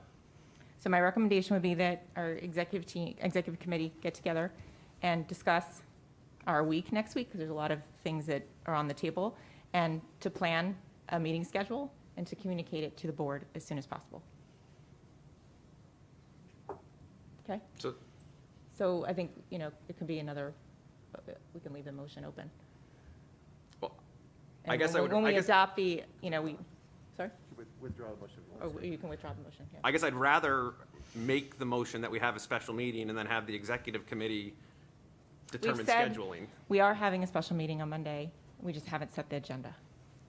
We haven't finalized the agenda. No, but that's what I'm saying. I would rather make a motion today in the regular meeting that we are going to have a special meeting on the COVID protocols over the next week. Vote on that. Typically the executive committee meets to set the agendas for our board. But the way it works is, if 3 board members want to vote to have a special meeting, then we can bring it to a vote and have it, right? I mean, yes. So it's yes. that. Yeah, you can under the bylaws, sure. Yeah. But I think the confusion, for me at least, is that there is a special meeting that's being scheduled for the 31st. If that date works for the discussion that you're talking about, then I think there's a commitment to putting what you're saying onto the agenda. If it doesn't work because you think it should happen sooner, then that's a different discussion. And I guess I'm happy to have either discussion, but my point is I want to agree or have the vote as a board on the motion on having a special meeting with the COVID protocols as the topic. And if we decide administratively that we can add it into Mondays or have it as a different time, I think what we're saying is this is important and we definitively want to have a special meeting to vote on it. And I would encourage you to use the Monday night, simply because it's an important topic and that's the night that most board members keep available for attendance purposes. So you may be able to get most people on Monday night a week from now, would be my feedback on the date itself, but that's. Works for me. Okay. So. I just, Penny Santa's to clarify, Dan, I just want to understand, are you concerned that the meeting wouldn't happen if we didn't vote on it? I want to ensure that the meeting is on this topic and that we can vote on it at that meeting from a And procedural I think perspective. I think everybody's agreeing, right, that we want to have it. I'm just wondering why it has to be a vote as opposed to we've all agreed we want to do it. I just want to understand. Okay, Penny. Let's, So I just want to say that, we are a high-level board, we're a policy board, we are representative of people who live in the community. On Monday, we will not have heard from a lot of people who live in the community who might have different viewpoints from those people who have spoken tonight, because that's set up for next Thursday. And also, nobody on this board is an epidemiologist, and a lot of this has been driven by.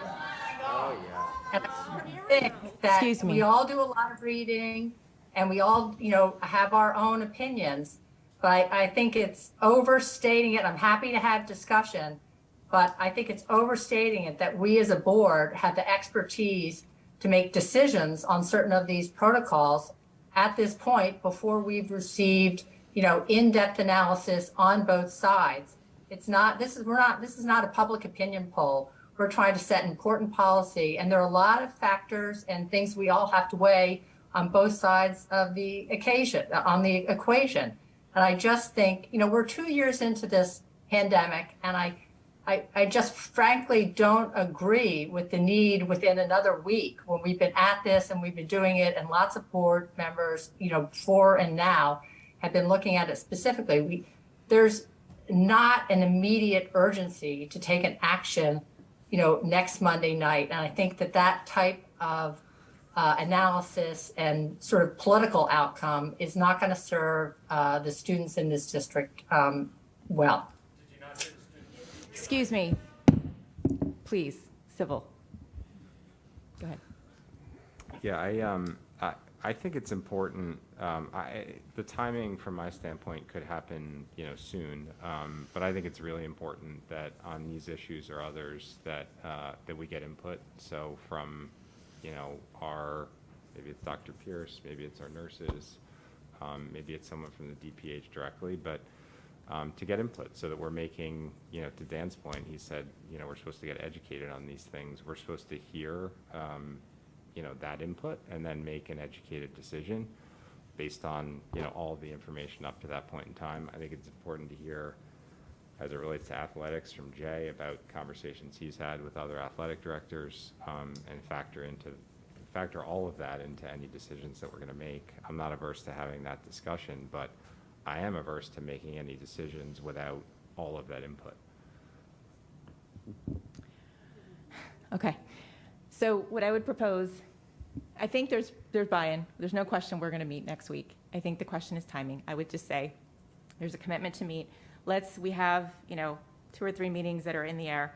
I would propose the 3 of us with Dr. Lutzy get together tomorrow and come up with a plan and communicate to the board, and we'll move on. Everyone okay with that? Okay. So thank you for that discussion. Next up is our budget. And Can I make a motion to take a 5-minute break? yeah. Is that all right? Yeah, I think if I'm just going to make some announcements, so go right ahead. Yeah, anybody needs to take a quick break. Okay. So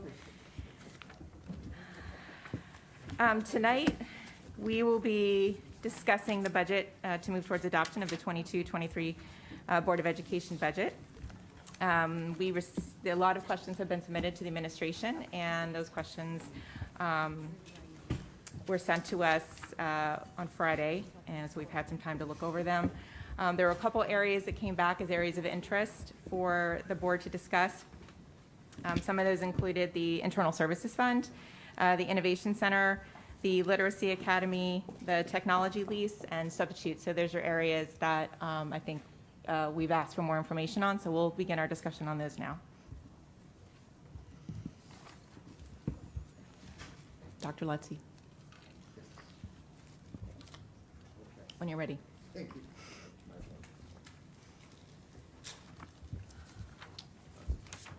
Okay. Well, Thank you. All right, thank you. Thank you, Ms. Parkhill. We put together a couple of exhibits that we thought might be helpful, just to look at the budget and to look at specifically the Internal Services Fund, the Innovation Initiative, the Literacy Academy, and then certainly, as you mentioned, we've got the questions and answers. I'm glad to go more in depth or talk about any of that, or open up to a more general discussion. But just to sort of get us started here, to set the stage, as you know, the 22-23 superintendent's budget request is a little over 100 million. It's 100,200,675. And when we look at the breakdown of that number, we're really looking at salaries and employee benefits as about 82% of the budget, right? So that's the blue and I guess that would be brown, the 64.7 and the 17.5. Next largest is the purchase services at a little over $10 million.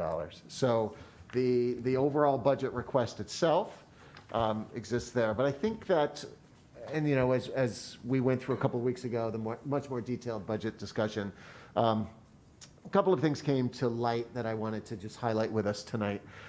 First off, it's to look at the budget request itself cumulatively over each object. So, we put salaries first, and we see our salaries going up $2.58 million, right? Which in and of itself represents a 2.81% increase to the overall budget year to year. That would be from this year's to next year.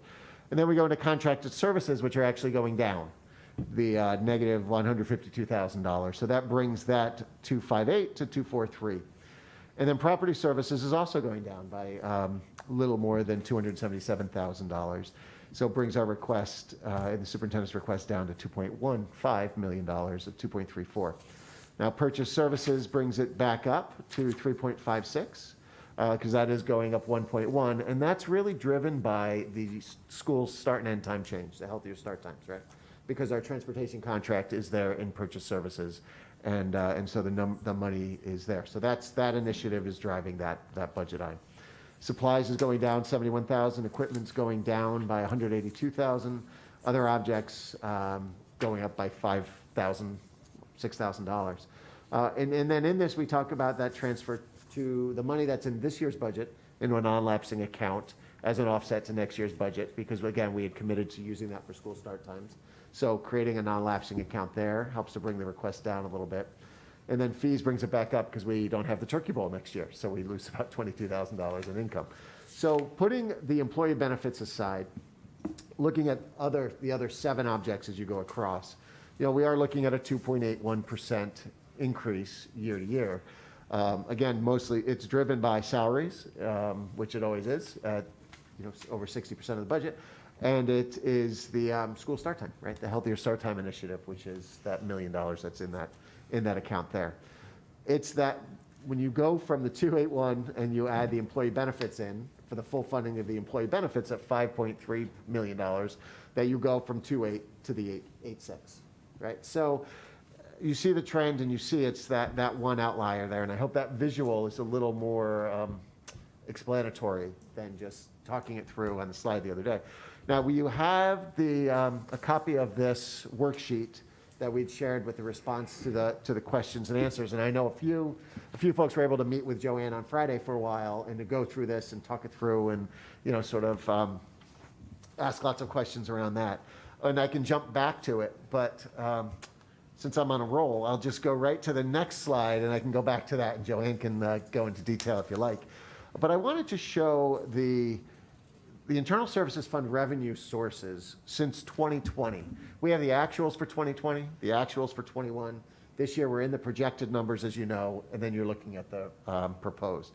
So going from the bottom up, as you build this budget, and again, I'll speak at a high level, and we're happy to take any Q&A, and Dr. Keating can go into as much detail as you like.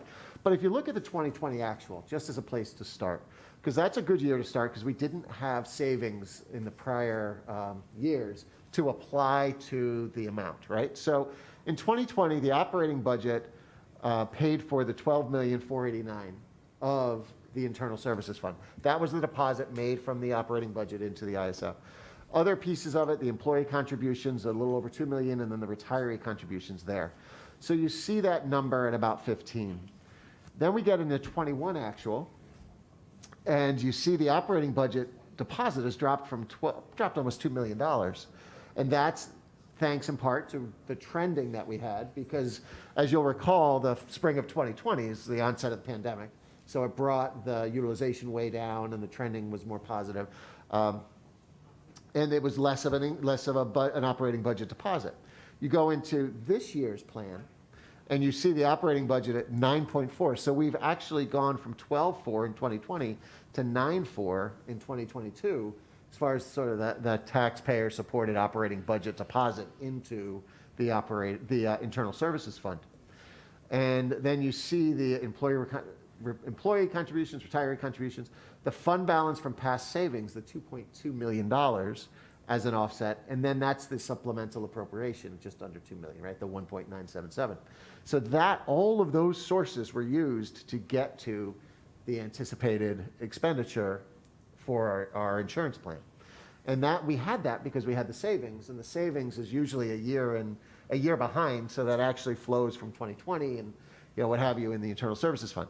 We don't anticipate having those savings. We know we're not going to have those savings as we build this new budget. So when you look at the 2023, that's the jump being from the operating budget deposit in this year's operating of 9.4 to go to 14.6, because you don't have the supplemental and you don't have the fund balance from the past savings. And without those, we have to fund it. Now, I know there's conversation about a supplemental from the Board of Finance so that it doesn't go from 9.4 to 12, or 9.4 to 14.6. And we're going to be reaching out to the Board of Finance this week to set up a meeting to have that conversation prior to our trip to the Board of Finance. I think it'd be better to talk in advance, because if we're going to move on that as another supplemental appropriation, if that's the way they decide to go, it's really a 2-month process, so we'd want to get that started right away. But the one way or the other, our claims are our claims, and we have to pay them. But hopefully that graphic is sort of illustrative of why that big jump. And it's really fund balance from past savings not available, and we don't have the supplemental appropriation this year. It's got to pay for it somehow. Dr. Keating, what did I miss? Not much. But I will share with you this document, the slide that was up just before. So at the last meeting, I think Dan asked for a comparison to budget. So what was our budget in each of these years for revenue and expenditures, and where did we come in actually? So the first year we actually started doing the ISF exhibit in the budget document was in 2016-17. That was the first budget year that I worked here, put together actually for the district. And so that very first year we budgeted revenues to equal expenditures because we did not have good historical data. That particular year, the fund ended up with a balance of 1.3. Revenues were lower than expected and expenditures were lower than expected. And so this was the beginning of rolling out the HDHP beyond the teachers group to the other collective bargaining groups that we have. So going down, you're going to see up above where the budget is, starting with 2018, the district actually planned a deficit in each of those years, as you can see. And the reason was for doing that is because there's a formula to calculate the actual budget requirement in each year based on availability of fund balance, which was accruing as we were moving through onboarding HDHP with our different groups. So, for example, in 2018, we anticipated using $657,000 worth of fund balance to offset expenditures. We actually didn't need that. Our actual performance generated an additional surplus of $177,000.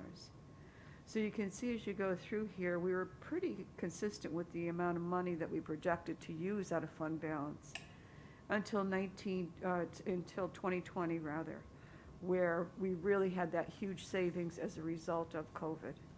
And so that folded into our 2021 budget decisions for 2022. And as a result, we were able to, this past year, use $2.2 million to offset from fund balance to offset this current year's budget. And the town did a special appropriation of 1.977. So the combination of those two numbers really significantly contributes to where we are right now. in terms of looking for additional funding for next year's budget. As a result, we are going to hopefully meet with the town in the next week or so, preferably this week. We're going to try to get a meeting on the books before the end of this week with the members of the Board of Finance and perhaps the town council to come in and really discuss the approach to funding this fund. One thing I would point out to you is that if you take a look at the very far column, the 2021, our net difference to our budget was $2,922. So that really demonstrates that we are very close and we are setting ourselves in a new balance with regards to our claims. Not to say we can't have a good year, but you know, we are kind of settling into a new norm. Happy to answer any questions on that. So this is really helpful, both this as well as the kind of the sources for the ISF table. So I guess the reality is, as we get to like where we're pretty darn close as far as kind of budgeting revenues and expenditures and actual revenues and expenditures, it doesn't mean we're going to be that way every year, but like this is good. Yeah. The flux in the operating budget is just going to be skewed based on ultimately how we determine the sources of those fundings, right, in any given year, whether it's from fund surplus, special appropriations versus operating budget.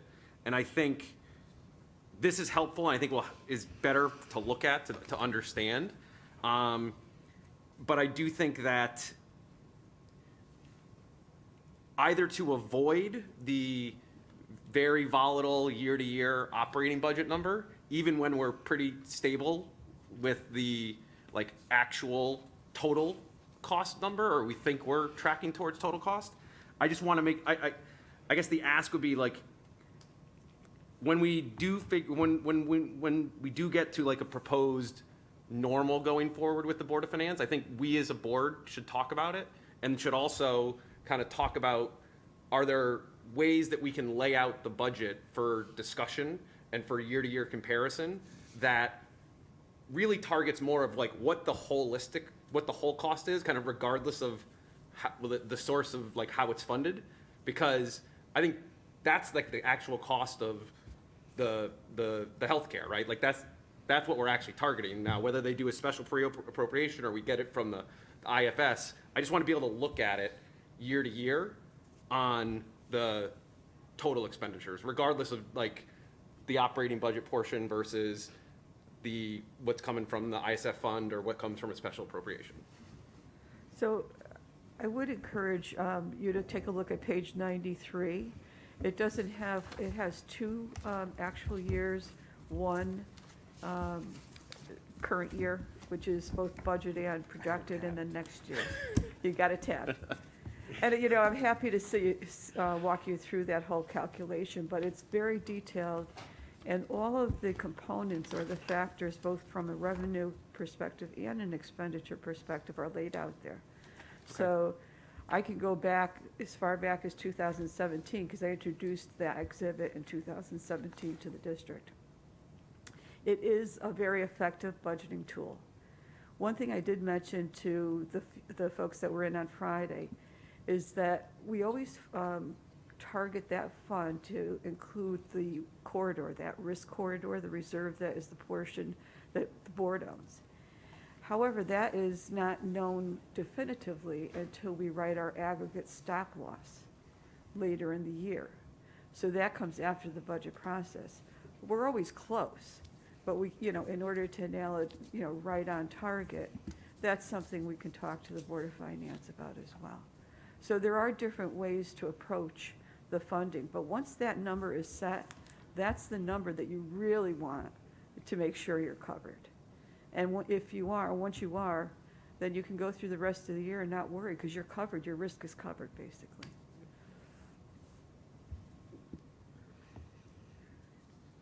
Okay. Good place. Thank you. Other thoughts, just for on the ISF, or Yeah. we'll move to the... Yeah. Dr. Krenti, can I drive? Sure. Yeah. on the process with the Board of Finance, what I'm hoping to avoid is the kind of that situation we got into last year with the appropriation back and forth, right? So, can you explain, like, what are we doing differently, just so I understand better? Sure. Well, so we don't get into that situation. And totally agree. Yeah. And that's the goal. We had a preliminary meeting already about a month or so ago. Yeah. And in that meeting, we went around, we sort of looked at the numbers, talked it through, looked at the trends, and really there was a firm commitment on all sides that they are the numbers, this is our expense, it has to be paid, and we're going to figure out a way to do it. Right. The next step is to sort of figure out what that path is going to be. But it was really a sort of a coming together that we're in this together, we're going to do this together, and it'll be a cooperative effort going forward. And as you know, last year, I was going to say, is that different than last year? it is only because it was two different ideas that were sort of being acted upon but not communicated across, right? So the board had its philosophy and its approach that it had used for years. The Board of Finance had a different idea in mind, and it really, we weren't understanding Same each other. page. Okay. So now we're understanding each other. All right, cool. Yeah. And I would just add that they knew this was coming. I think the Board of sure, Finance yeah. saw this coming. I mean, they predicted it, a I while went to back. the doctor too. Yeah, so, no one's surprised that we're here. It just, it's important to explain it and to help, the community understand how we got here, so. Sure. Erica? Also on that, and I might be getting ahead of us a little bit, but if this is going to be the path going forward, can we establish some sort of norms for year to year? And like if they want to fund a portion of it through a special appropriation, that we know what that is? Like, can we codify it somehow so that, do that maybe on the off season, so that we're coming around to budget season next year, we already have a kind of a plan in place and it's a little bit consistent, or hopefully consistent year Yeah, to year? I hope so, yeah. Brendan? Yeah, I mean, I totally agree with that. I think one of the challenges, the Board of Finance, right, has to make the decision of whether to tax at a certain level or a different level. And what the decision they made last year was to do this, special appropriation and, not tax for a lower number, which we fundamentally don't have control over that. So we can line things up on in our presentations, Right. but that's ultimately the Board of Right. Finance's But it call. seems fair to say to them, however you want to do this is fine with us, just give us some planning space so that Absolutely. we know how Yeah, it's going to be for handled. sure. Like, that sounds fine to me, Yeah. and the way we had handled it sounds fine to me, but let's just know before we get into the heat of the budget season, we just know what to expect. Totally. Okay. Good on the ISF? All right, thank you. Look at that. Good slide. Very pretty. We can go to that slide. Thanks, Brian. And I know that I have Melinda and Matt here. I actually have several teachers here who could help answer any questions that might come this evening on innovation. And as we've shared at previous budget workshops, innovative learning is a mindset. It's a way of approaching and solving problems that can be applied to any discipline K-12. And I think what's important to remember, in 2011, we were really creative with how we went about approaching STEM. And we have been considered one of the leading districts in this area. As a matter of fact, it's not unusual for surrounding towns to come and have conversations with our staff, especially over at Saks. And most recently, probably pre-COVID, we had a group of people that came from Darien and sat with Vivian Birdsall and had the most impressive conversation with our students over at Saks, and had a lengthy conversation about what is design thinking and what does that mean as a student, and how do I move forward with being creative and innovative. And that was in 2011, and that was when the district supported us in moving a STEM teacher at Saks.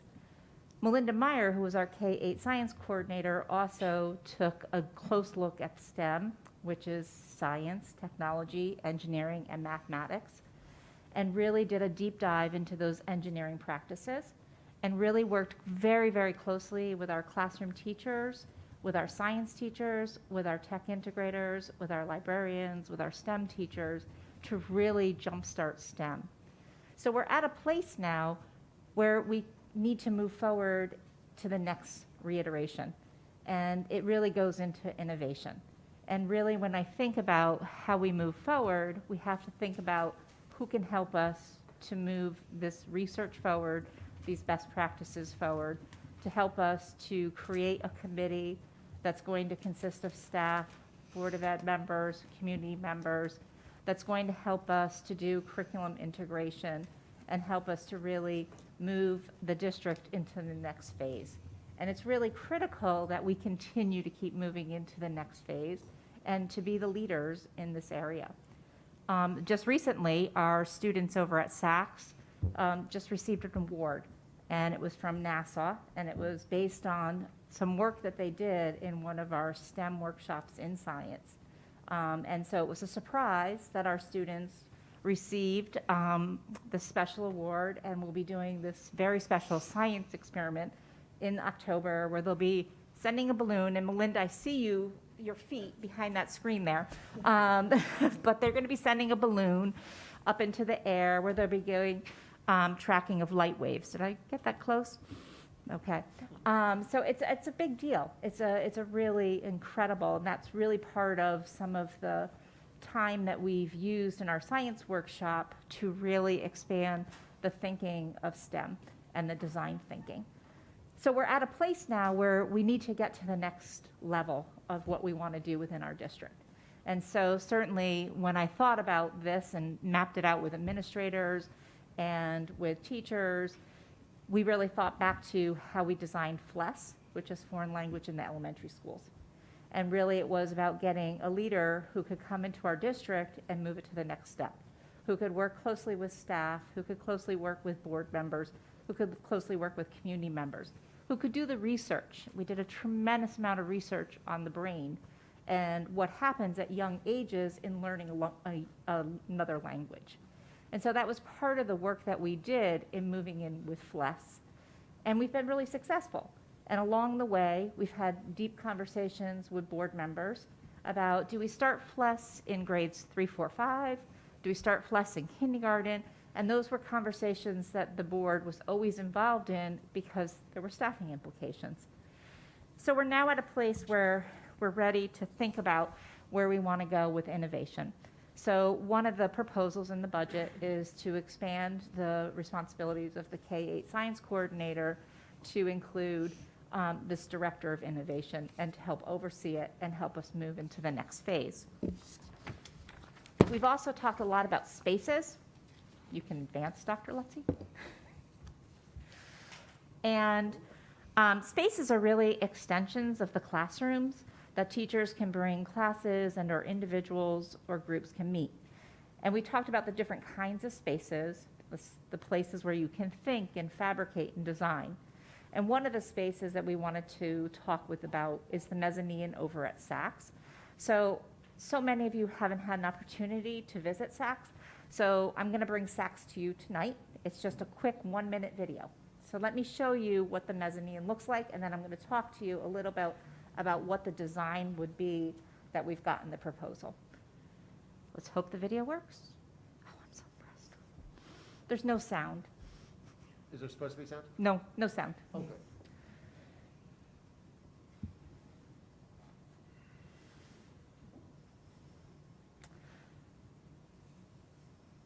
So this is the entry into the library. It's the bottom floor of the library. It's a place where the circulation desk is. You then go up 2 sets of staircases to get to the upper mezzanine. So this is the upper mezzanine here. It's quite a large space that is very underutilized right now. And off the mezzanine are our design labs. That's the design lab.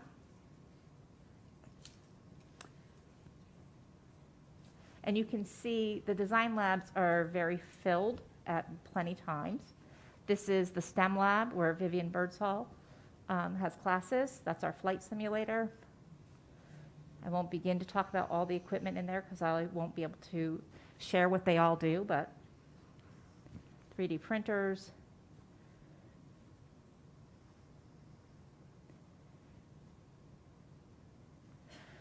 This is important to take note of because this is just recently an end of the unit project that our 7th graders were doing in ELA. and this was some filming that they were doing. So I just wanted to talk a little bit about the mezzanine. So you saw that large upper space. And so the plan in the budget would be to relocate bookcases. They sit on the outside border and they sit in the middle. When you take those bookcases out, you do need to probably put about a 2-foot glass barrier because it's very high up. The bookcases act as a barrier right now so that the kids don't lean over the edge because they have to be a good distance away from that edge. It would be adding some electricity and redesigning some furniture. And so we did put into the capital budget some money for us to just redesign that space for the upcoming year. The money that's also in the capital budget is also to work into the high school. Some of you may remember there were some offices that were there. So we're looking to try to expand some of those offices out and also make one of the rooms into a VR room over at the high school. And that's where we have kind of an estimated amount of money. And Joanne can talk a little bit more about how that all goes out to bid and how you get final cost for projects. So what's important is right now, the STEM lab and the design labs are really heavily utilized during all of our lunch shifts. We have kids that are in those labs from 10 a.m. in the morning when the first lunch shift comes, which is our 7th grade that eats that early in the morning. It's a brunch. And then we have it already to 1:20 in the afternoon. So when you talk about a teacher wanting to extend their classroom and bring kids to a place that they can do the work that you saw out in the hallways, and I do feel horrible because I think I interrupted, I don't know how many videos that were being taped, because when you see a group of middle school kids hunkered down in a hallway or staircase, as an adult, you ask, hey, what are you guys doing? Oh, cut. Do it over, take over, and then they stop, they chat. But that's what you do as an adult when you're over in a middle school, and certainly in any of the schools. So it's a place where teachers could go to bring their kids, to set the green screens up, to do some of the work that is happening in hallways to really extend out that learning. They can't bring them to the design lab. They can't bring them to the STEM lab because they're filled. Those labs are places where our kids crave to go to every day. Talk about kids that make connections socially, emotionally, and intellectually. And they are booked every single day. There's not an empty seat when I walk by Viv Birdsall's room for STEM. It's just packed every day, and these kids love going there and meeting. That's not even to talk about after-school clubs that happen in all these spaces as well. So that's really what the plan is. I did have one more slide just to kind of help explain a little bit about the design thinking process and how we can really take off with it. This is a first grade unit of study that we have on animal adaptations.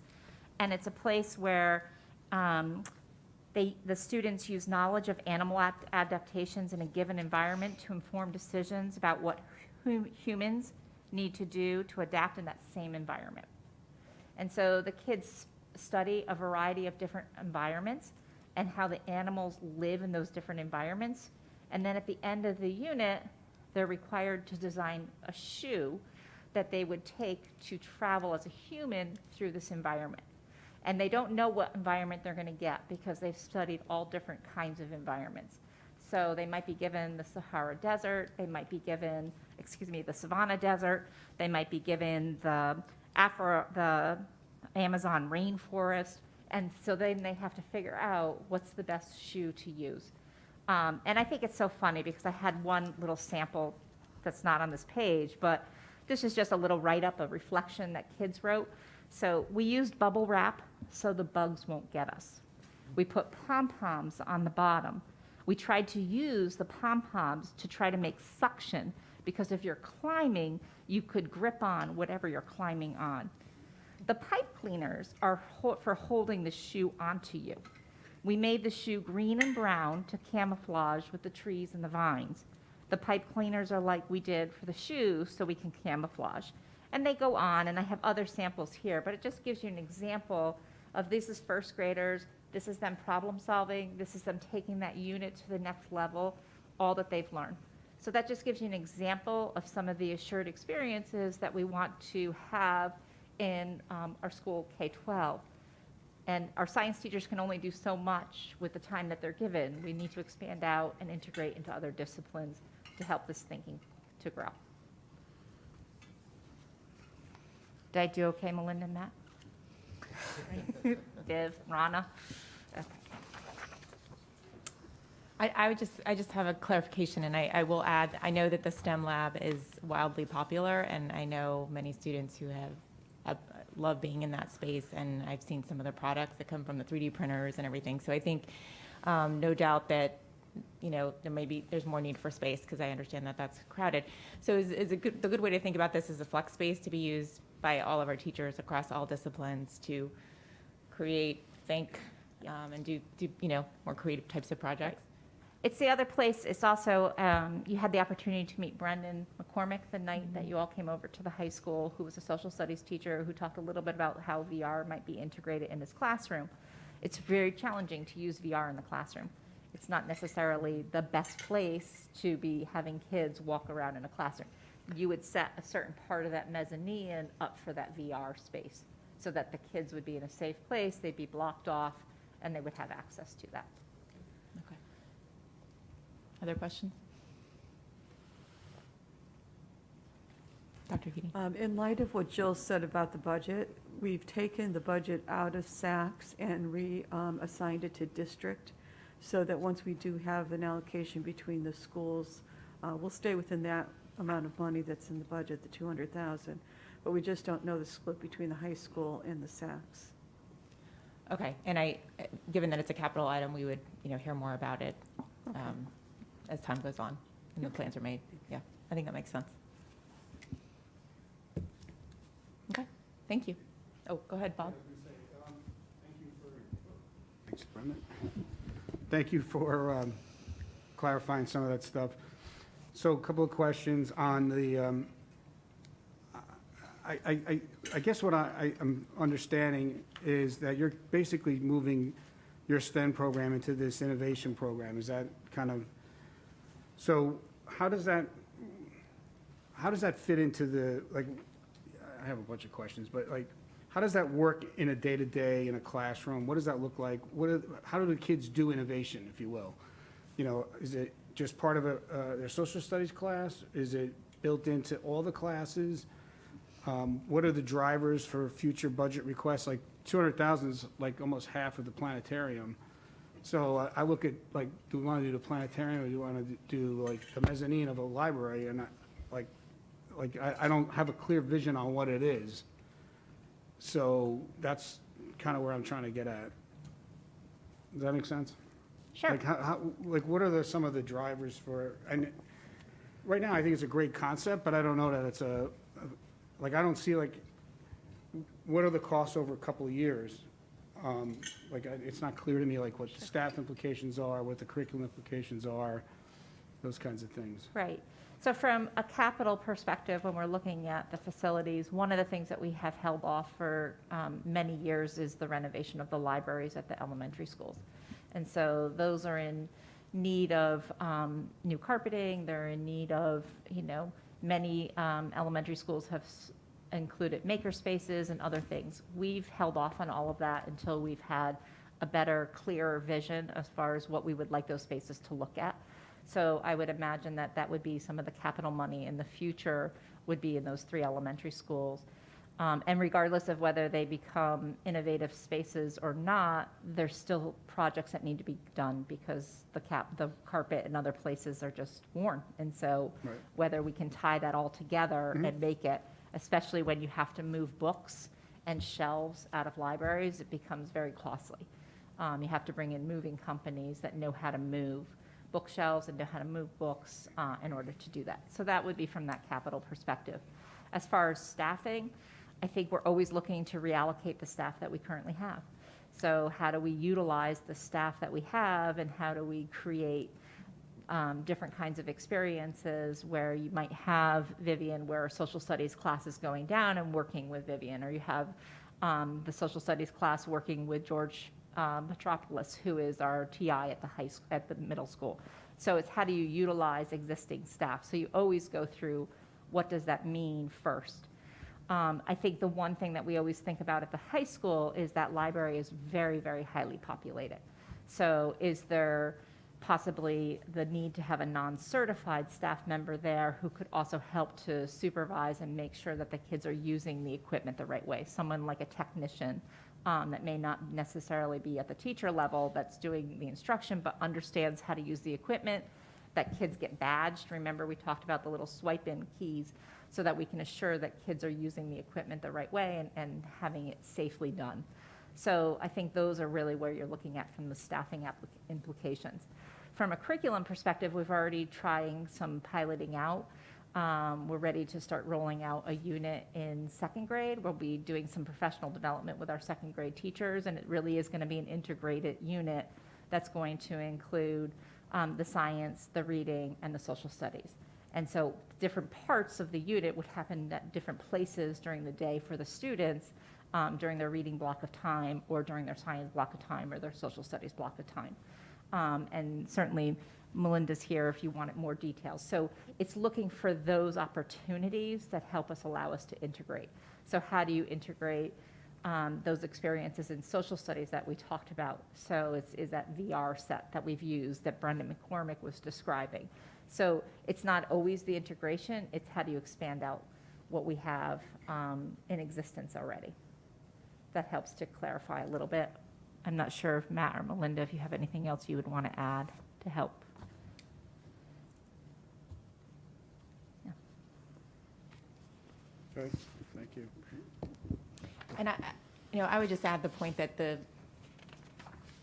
look at this as a capital investment in our library infrastructure. I think it's what I've observed over the last 5 or 6 years. It's very outdated. The furniture is very inflexible. It's old. It's heavy. It does not, represent sort of the newer look and feel of a library with modular spaces and convertible furniture that can quickly be changed to create more flexible spaces and to do, use the space creatively. So I think it's important, I think it's important for us to look at those as investments, and to stage them over a number of years, which I think is what you're suggesting. And I think it will be helpful just to continue to receive updates to understand, how those plans evolve and, what the needs and priorities are between the schools and among them. I haven't seen all the libraries, but I think they all look very similar at this point. And I Except think maybe the high school. you need to get a district committee together that needs to be staff members, Board of Ed members, community members. My guess is that you're going to want to visit the places that we would want to talk about doing some of the remodeling. I also think it's important to do site visits, so to be able to get up to Bethel and take a look at the innovative space that's up in Bethel, to be able to get to other schools to look at those spaces. That would be part of the community work. When we did the FLES work, we visited. We did a lot of site visits out into schools. We went up to Glastonbury. We went all over the place and just learned as much as we could before we came back to figure out what was going to be the next steps. We've already begun site visits at Cornell and Yale, so it's also looking at the higher ed. So how do you prepare your students to move off into these universities that already have these existing spaces?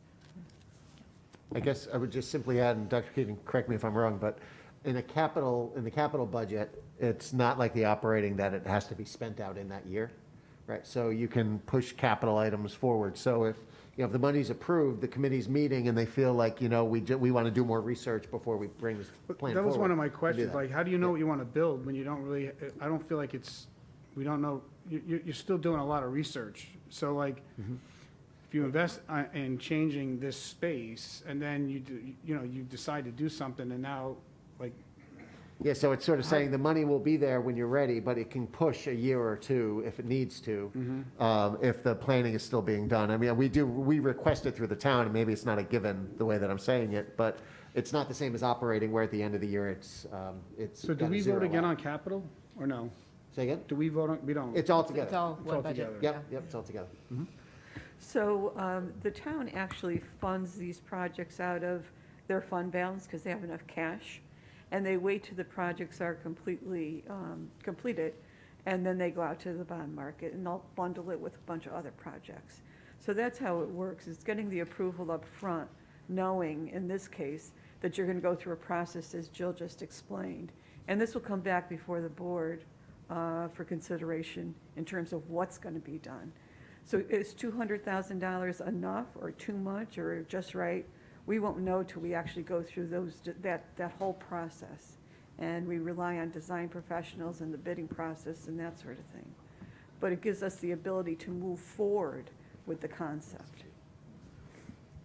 And I think the exciting part is the learning that's going to take place. So I want to de-emphasize the spaces, because I know that's exciting and that's great, but I think back to the amount that we have accomplished with STEM with very, very limited amounts of money that were added into our budget. We were so creative with how we went about doing this and integrating it and having our classroom teachers and our science teachers taking it on. So really the money was in probably your instructional supply line, and it's still there under STEM and professional learning and conferences, because that was really what got to the people to understand what Project Lead the Way was, what all of the design thinking was, and how you can continue to move forward. And that would be the same in the operating budget. Yeah. I mean, I think the way I look at it is it's, in very simple terms, it's, the capital is really starting to move towards further investments in our library spaces and improving them. And the innovation is sort of how are we going to do that, and how these spaces going to become the most usable in support of, our learning goals for our students. So I think, I imagine the capital will continue, there will continue to be requests coming through over the next several years as we look at each of the libraries individually. So, yeah. Just a question on that, though. So the $200K for Saks is going to go into district, is going to have some high school, right? And that's in the capital budget. You have a line item in the 5-year budget for next year for about $100K per elementary school, right? And then the Q&A was very helpful. So you have in the operating budget, you have the $44,000 delta because of the new kind of director of innovation. And then I think in one of these questions it referenced some of the other like site visit work and things. But in the operating budget, are we, at least for this year, talking really about the $44K and whatever is part of that site visit line item? The $44K, and then I just wanted I have offsets. So the way that I've offset it, so we've moved what was sitting in the science budget for professional learning, because we've had to do a tremendous amount of professional learning and next generation science standards. We're at a place now where our staff is fairly well trained in that, so we're not sending people out to do that professional development. So it was switched over to STEM. So there's a slight increase, but overall it's flat, if not lower, because we've taken other offsets in other areas. And so that's kind of what we do when we have an initiative going. We might reduce down what we put into social studies, or we might reduce down what we put into science and other areas to make that offset to help keep it flat. Okay. That's helpful, thanks. Any other questions on innovation? Oh, Penny, I see your hands up. Yeah, I just wanted to say that, in my experience with building projects, it's not at all unusual when you get a, exciting new program like this, that you're going to have to change some spaces. When we did the high school renovation, we had to do tremendous change to the science areas. And when we did the STEM wing at Saks, before that, we had one little classroom in the back that was used for STEM. And if you look at where the program has gone, everything that's happened, it's all, a lot of it's been made possible by having the spaces that allow the teachers to, to soar with the knowledge and with what the students can do. So I think this approach, in some ways, it's it is a great one for taking us to the next level. And I don't think it's at all putting the cart before the horse. I think this is what happens with specialty education, is you have to have the appropriate space in the building in this thoughtful way, where we have somebody who's going to be leading it along with the team of people. It's a little bit like when we went to one-to-one, at the high school, we had the same kind of a team with board members on it. I think we'll end up with a plan that the board will ultimately vote on, that will be representative of what the district wants to do, and the board will have lots and lots of knowledge and presentations on it at the time that they're required to finally move it forward. So I'm really excited by this and by the possibilities and where it's going to take our students, and how it's supported by all the research that shows how critical creative thinking is to sort of the future student. So thank you for bringing it forward to us.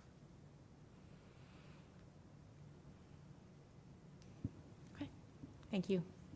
Helpful update. Okay, so and we can always look back if questions pop up, but the next is the Literacy Academy. It's a good slide. It's a very good slide.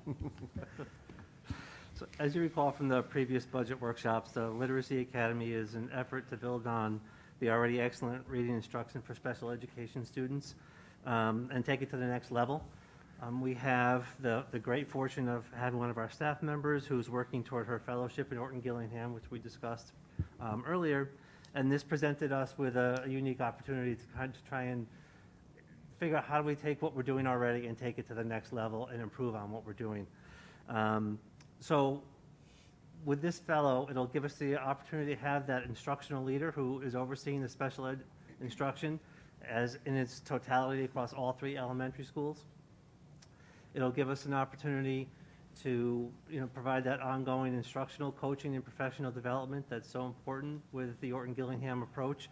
Even without the fellow in district, we are going outside the district to bring in somebody who supervises and works with teachers and provides ongoing training and supervision for associate level staff that we have trained in Orton Gillingham. That's still part of the requirement of the whole program. So having a fellow in district will enable us to do that here in district.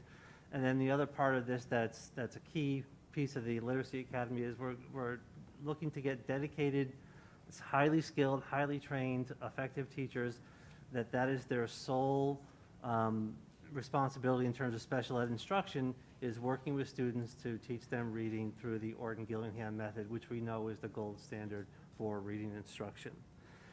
In terms of the structure of how it will look across the 3 elementary schools, we'd have the Orton Gillingham Fellow as the instructional leader. Each of the elementary schools would have an associate trained level teacher working directly with students on a continuous and ongoing basis as outlined in the IEPs. Direct consult and working closely with the speech and language pathologists at each of the buildings, because at the core, reading disabilities are language-based disabilities, so that close relationship with the SLP in the buildings is going to be key.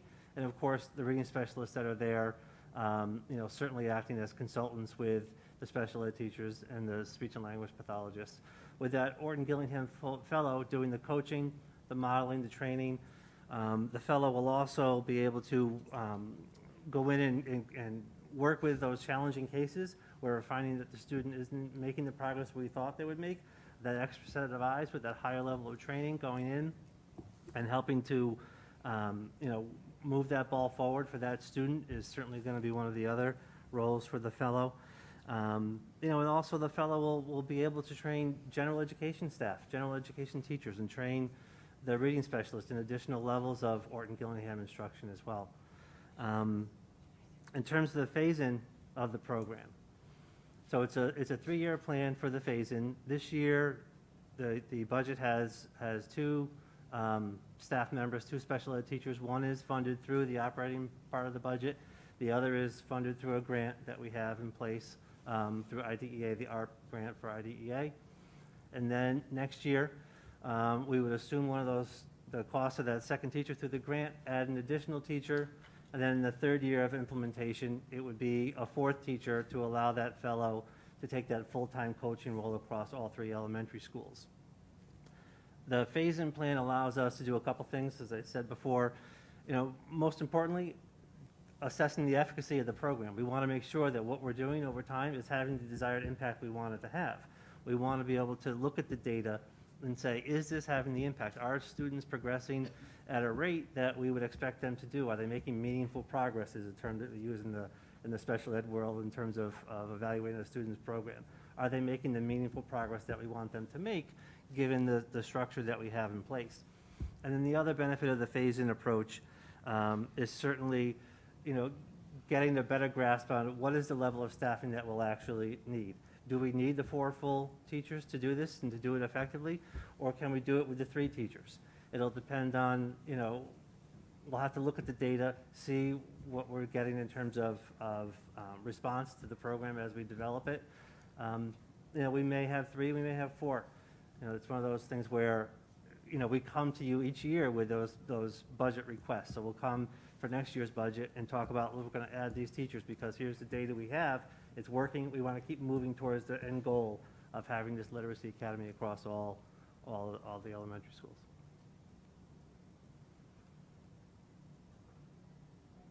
Yeah, I just want to say I'm hugely supportive of this. I think it's great to offer more services in this area. It's along the lines of some other things that we've done in the past that have, kept more of our kids in district and, in the community, providing all the services that they need. And I think over time, it's a benefit to our district. So in a number of different ways. So thank you. Phil? I was just curious, are there any OG fellows in our kind of neighboring schools or our DERGs? Like, I know there's only like 100. I mean, There are not in any neighboring schools that I'm aware of. There are, in terms of public schools, there are some in private schools. There are some fellows in private schools that specialize in, literacy and reading instruction, working with dyslexic students, yes. Julie? I just want to piggyback on that. Having an OG fellow at our school is phenomenal. And I'm beyond impressed. Thank you. Okay. Oh, Bob? Yeah, just a couple of questions. Like, how many kids do you anticipate going through? Like, how many children would this serve? So currently, about 2/3 of the students at the elementary level have reading goals in their IEP. And that equates to about 85, 90 students at any given time at this point. Certainly to start, we won't be able to target all 85 students with the limited number of staff that we're going to add to start. But over time, our goal is, certainly by PPT placement, it's a discussion that's had at a PPT, the level of service a particular student may need in reading. But my goal would be to be able to service all students with this literacy academy because it's, in my opinion, the way to go. And of those 85 to 90, how much of those today go out for help? Like, how much I'm trying to get to it, understand, like the benefit side of it. I think it's a great idea. I just trying to get more color on, today, 10% of those kids go out of district and, or go out for other help, and that we get to keep them in the district, then there's a savings there, but I just want to try to understand that. Sure. So currently, about half of the settlement agreements that we enter into at the elementary level are around reading. Okay. Which is how many? Like half of what? Currently, we have about 50. Okay. So the goal is always to do what's right for kids and what's best for kids. And if we do that, we're going to end up keeping more kids here in district, and long term, it's going to be the benefit of the school district, both from a budgetary standpoint, but more importantly, it's going to benefit kids.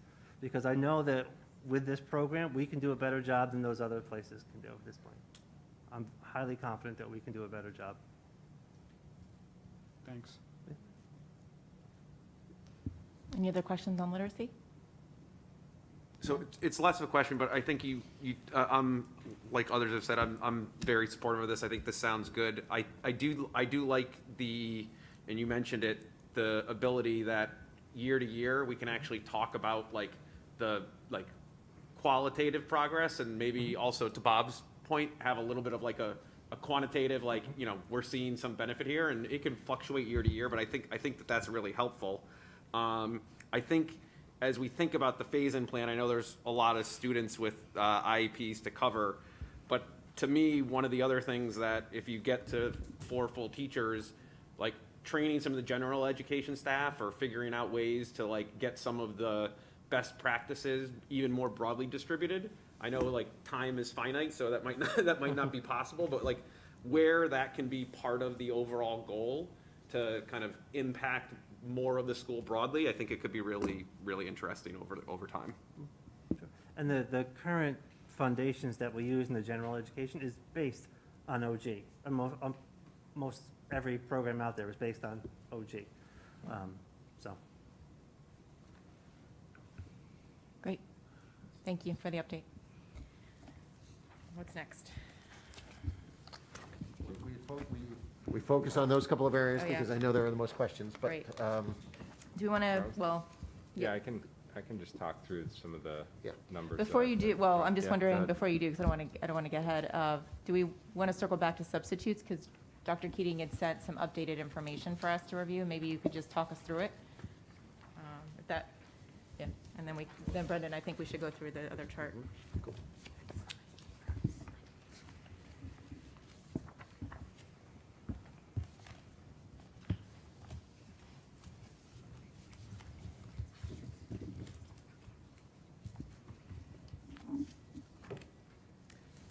And Bob, did you have any other questions on technology? Do we want to talk about the lease? Anything you want? Well, I think those were, we can talk about substitutes first, but I think those were the two of the items that we had agreed to spend a little time on tonight. So we have, there's a chart, I believe, that was included. So whatever order you'd like to go in is. I'm just trying to understand this. We'll I'm start just with trying to get a substitute. better handle on this. I know there's logic in here, and I'm just trying to understand it better. So I appreciate putting it together. But some of these, what grades have we gone one-to-one that we weren't one-to-one before? Like, is it K through 8 or? Yes. Yeah. So when we went out, when we returned to school in 2020, all students in K-8 were given a device one-to-one. So we basically, what we did was we broke apart our carts. Right. So we lived on the cart world, and then from there, we broke apart our carts, and then we had to purchase a certain amount of new Chromebooks to make sure that all of our kids got that one-to-one. And so currently, right now, students in K through 2 have iPads. Right. And then in grades 3 through 8, they switch over to Chromebooks. And do they, so some of the, it looks like basically all the K through 8 technologies on a 5-year cycle. But, so when you, I guess what I'm looking at, like, let's say kindergarten, for example, kind of 5 years out, there's $115,000 for fiscal '28. I'll ask the question now. Most likely I won't be on the board then, but is that like a kindergarten refresh at that point?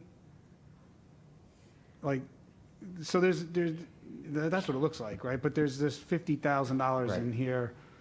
So I guess what I was trying to understand is like looks like there was some iPads, and now we're going to do like a $50,000 refresh now, and then $100K in 5 years. Right, so what that you have basically is it? different generations. Yep. So you've got some, I don't even, is it like heirs and this and that? So you've got maybe 3 different years of generations. So they're not all aging out in 23, but some are, and then the others in 24. So probably. Well, I guess that's why I was thinking you'd see it more like there, because you had a bunch of stuff. So why isn't it aging out over the next 4 or 5 years as opposed to like a big refresh out in 28? So we just purchased the new iPads this past year. So we had iPads that were no longer updating to the new iOS system. Sure. And so we had to update the iPads. So last year, if I'm remembering correctly, it was our second graders who got the new iPads that we had purchased. And then in the fall, we had to purchase new iPads for kindergartners and first graders because they were, I forget what generation they were, but they were no longer updating to the I get it. iOS. Yep. And so that could explain the difference in the years of how he's predicted it out. Okay. I mean, I think that's just generally my question here in general. Like, it looks like, the 8th grade has like a year left. Am I? Yeah, so we had. Trying to understand if I'm reading this Sure, right. we had some classroom carts. Yeah. Right, that we had bought years ago, not too many years ago, but a few, where at Saks in like 8th grade, for instance, you go into a class, the idea was the students would take them out of the cart, use them for that class and put them back. So that was a few years ago. Those are the devices that we distributed out when we went one-to-one. Right. So some of them, they're all different ages based on when we bought them on that original cart. Right. So it was so now this is that replacement cycle based on those original ages of those devices. Right, Yeah. and Right, I think that's it's why also staggered important to like that. remember that No, some of the Yeah. Chromebooks that we had at Saks were actually purchased by PTC. Right. So we had moved to putting Chromebooks into the humanities classrooms and social studies and English pre-COVID, and most of those Chromebooks were actually purchased by PTCs. So that's where we're getting all these different generations of these different devices because they're Yes. aging out. And so that was why we tried to map it all out to say what would be a 5-year look ahead if we were to just start right now. Right. Yeah, I guess that's what confused me. Like, I figured you have gear that's aging over time. So I didn't expect to see like these big bubbles where you just like replace everything. It would be like you trickle in, like, I don't know what the percentages are. Like 5% is, 5 years old, 20% is 4 years old, and you would have a more constant rate of change on the gear as opposed to like, bang, the whole grade done in 1 year, and then the next year another grade. Because then you potentially have a lot of gear that's in various different ages that may not, probably doesn't need to be changed out. I don't know. I don't know what the gear Well, is. I so- think one of the things that we do is try to get the same generation in the same grade. So Okay. like the 8th grade are all using a touch Chromebook, and the 7th grade are all using the same, and they're all using the same, because instructionally and for lesson planning, I think they work. No, I around get that it. too, right? Yep. I'm sorry, Joey. Yeah, I was going to say the same thing. So because we had to respond to the one-to-one last summer, we don't have that consistency on every grade. So our plan was in the next 2 years to get there where we're all consistent and then get on a plan. Okay. So some of these devices might go out 6 years in the plan, instead of the 5. Okay. So, but once we get on this replacement plan and we try to stagger it between the grade levels so we can have a consistent budget, we will be on a replacement plan of about 5 years. Okay. And I guess it's the same thing with sort of like some of the bigger items, like some of the network gear. Yeah. Is that, Yeah, we are. I mean, it so- seems like there's a whole network refresh happening, Right, basically, right? right, over the next few years. So, for example, like- the WAPs. Like switches are over the next, 6 years. 6 really, years, yeah. Like, And it's all based on the generation they are and when they came on and how we expanded out the network. Well, I remember Ian talking about this a bit, and he shared that the goal by the end is to have all the switches the same, right? So phasing them in, because of the management software, you want them to be on the same generation, so the software can be optimized for what they're doing. Yeah. And they're very expensive, Yeah. too. Yeah, I So know. you Yeah. can't. And they last. I mean, they're 10 years, Yeah. on those. I just think they. And Bob, I think when we asked Ian to design this, what we were looking at was how the computer labs operate. So when you look, you're never really doing more than one computer lab per year. And so I think the ultimate goal was to try to figure out, is there a way that you can also do that with the one-to-one devices over this 5 years so that you're not getting 3 different grade levels where you have to purchase Right. Chromebooks for. Right, So right. it was trying to create it so that it could balance it out a little bit better. And then certainly whenever we're looking at those labs and we're pulling out from the high school, oftentimes they're refurbished and put into sacks. Just because they're really high-quality machines and they haven't outlived their life and they can still go over and do some of the music tech and other things that we have going on at sacks. yeah, no, I get the computer lab part was very clear. That, And I think that was our ultimate goal, to try to get our Yeah, yeah. one-to-one devices to look very similar. And it's just kind of muddy right now, just because of the different years of the devices and how we had to kind of rush to get them all out last fall. And I guess the other question is around the smart board replacement. Like, there's the next 6 years, there's a huge replacement project going on here. I don't know how many devices does 137K do? Do we know about? They're about 3,200 apiece. Okay.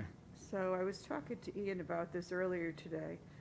We have about 270 left to do over the next several years. To date, we've replaced about 50. 50? About 50 in the last couple of years. And they have a 10-year, 10-plus year life cycle we expect on them.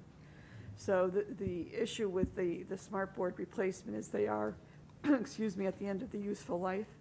And we do have a need because they are essential to the instructional process in the classroom. And when you put them in originally, was it like, I'm assuming like you did elementary maybe first, or did they, are you attacking this refresh in that same, I'm assuming you're gonna do the oldest ones first, right? Yeah, yeah. We are, one of the challenges is they came in quickly, because it was the generosity, the PTCs and PFA paid for all of them. Last time? Last time, yeah. Okay. So when it happened over a course of like 2.5 years or whatever. It was quick. Yeah. They all came in. So now we're doing the oldest, but also sort of like the vans, like if there's some that aren't working, we're targeting the ones that are limping along or not working. and doing them. Instead of repairing them and sending them out, we're doing the replacement. Right. Yeah. Yeah. I You know mean, what? Yeah. Well, let's say the new ones don't have projectors, they don't have all that. Yeah, it's like that. It's just a Yeah. TV touch, It's a right? TV. Yeah, yeah. Yeah, Dude, so what do that we- should last a long time. What did we pay for those 10 years ago? Do you know? Probably a lot. Yeah, I'm 5,500. just curious. The bulbs Yeah, are it was probably about $5,500. 54, Yeah. 5,500. Yeah, Yeah. okay. Yeah, I Yeah, mean, all the it was wires. one of the newest Right, right. technologies out there, and the Yeah, I PTCs remember. were like, oh my gosh, this is great, and they just went out, and the next thing you knew, the classrooms were just filled with all the smart boards. It was amazing. Yeah. And I think part of the problem that we're in is that some of these smart boards were all supposed to be replaced. We started our cycle and our plan Yeah, I'm pre-COVID. just trying to understand numbers. And then all of a sudden, we had to go out and buy Chromebooks and not buy the smart boards because we needed to get devices into kids' hands. So we had to shift. Penny, I see your hand up. So I'm supportive of the presented technology budget. I had a question, maybe looking forward for future years is now that we have a lot more experience with, being one-on-one with devices at other grades in the high school, can we ever look at a BYOD program for any other grades? And obviously, you don't have to respond right now. I know we looked at that before, and for a variety of reasons, it wasn't feasible. I just see as this burgeons and takes the place of, other things that we're doing, that it might be worth looking at again. The one predicament that will be in, Penny, is that the state testing all needs to be done on district devices. So the state testing cannot be done on a BYOD, which is part of the predicament we're in right now as we're getting ready in March to test 350 11th graders who do not have district devices. So that means we can't put the lockdown browser onto their device. So we are opening up labs. We're going to try to get spare laptops over. We're in the process of trying to get 350 devices over at the high school. And we want to try to test all in one day because the SAT takes 4 hours. And so to try to find 4 hours over, they say, oh, you don't need to test all of your 11th graders at once. You could stagger it.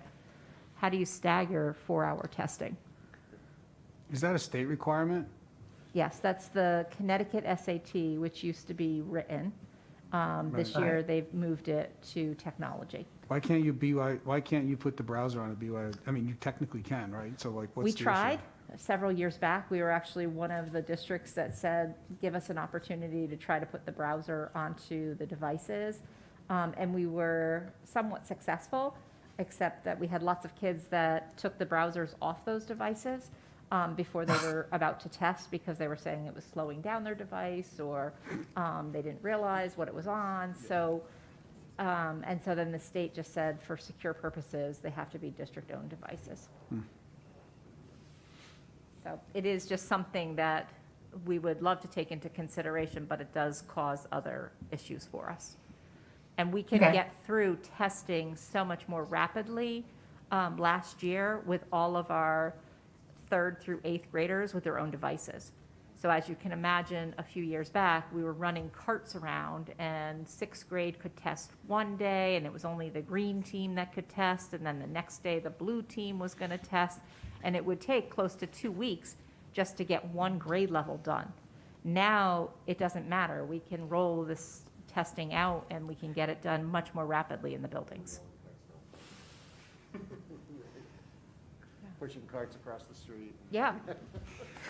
We will be doing that again in March, hopefully for some good weather to get those devices over here to the high school. Okay, other questions on technology? I'm good. All right, thank you. Substitutes? I think that would be helpful.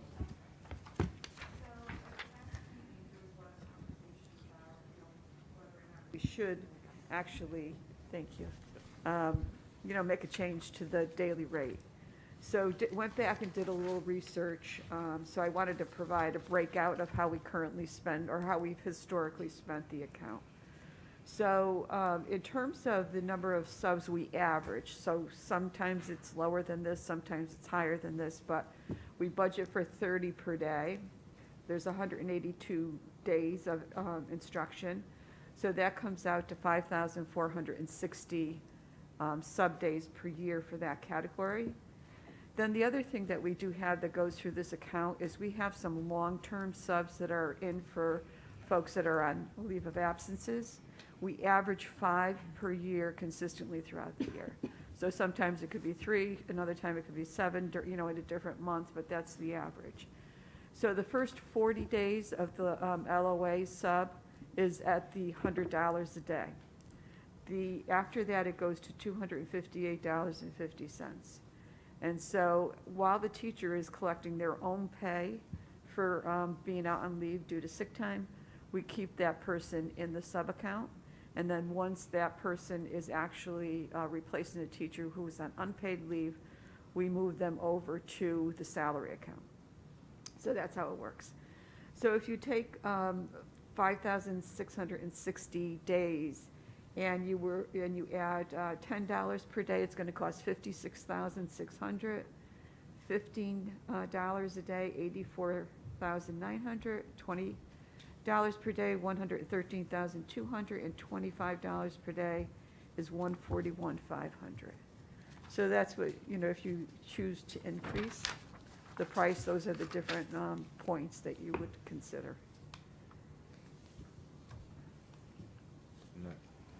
Brendan. And the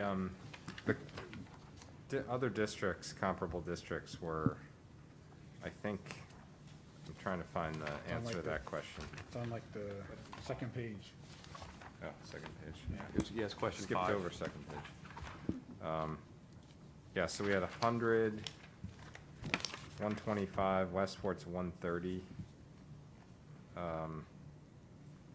So we're definitely at the lower end, but many others are at the lower end too. Westport's the highest at 130, looks like, right? So, I mean, to me, we're supposed to go higher. It's a question of, consistent with our last discussion at our workshop. The question is, what should the number be? I don't know the answer, but I would at least support, moving that line up, to address or substitute challenges and try to get some more, ideally. Yeah, and it's hard, it would be interesting, we won't have the time to have the data from what's happening right now. I also recognize this isn't an ideal time for some people don't want to be in the buildings. So it's not data we'll have for some time, but I've actually received a fair amount of feedback that it's too low as it is right now, just from members of the community. It's not as motivating. So, I'm not sure if there's a comfortable in between, but the other thoughts or because I think this is an important decision we should make right now because it's going to be reflected in the budget. Could I just give Yes, a little bit please. of information? Yes. So we'd be talking about a 6.5-hour day for a substitute. At $100 a day, that would be $15.38 an hour. The $125 per day would be $19.23 an hour. The minimum wage in Connecticut as of this July will be $14 an hour, and as of next June, it will be $15 an hour. That's helpful. Thank you. Dan. Right now, kind of dealing with some of the, more drastic issues, we've temporarily bumped it up to 125. Is that right? And I know it's hard. Has there been a little bit of an increase with that, or do you feel like it's helping? There's been a little bit of an increase in the last 2.5 weeks. We've had 6 new applicants. Okay.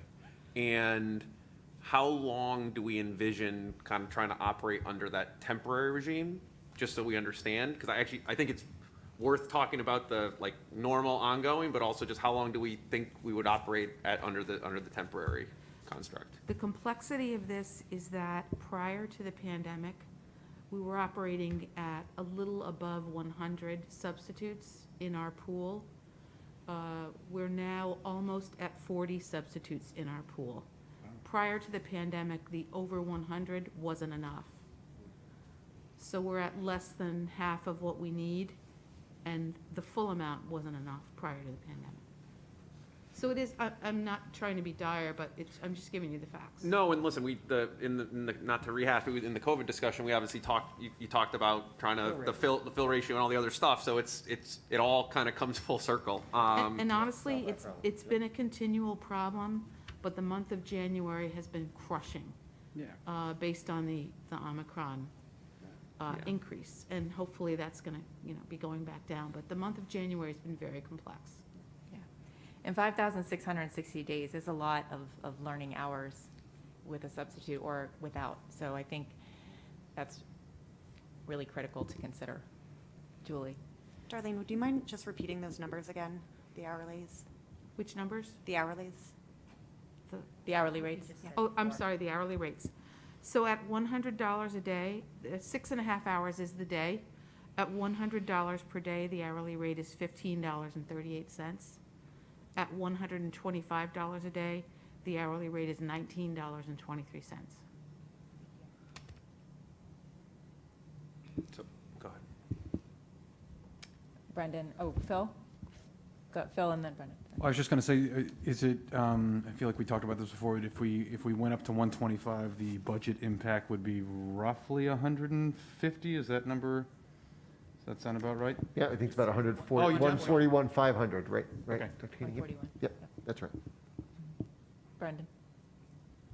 Yeah, I was just gonna say, given the 100 going down to 40, it feels to me like we're supposed to go to 125. I mean, we're obviously trying to address every dollar in the budget. It just seems to me this is one where we're really deficient, and it could have a meaningful impact. I tend to agree with that. I think it seems like it likely hasn't been raised in a very long time, and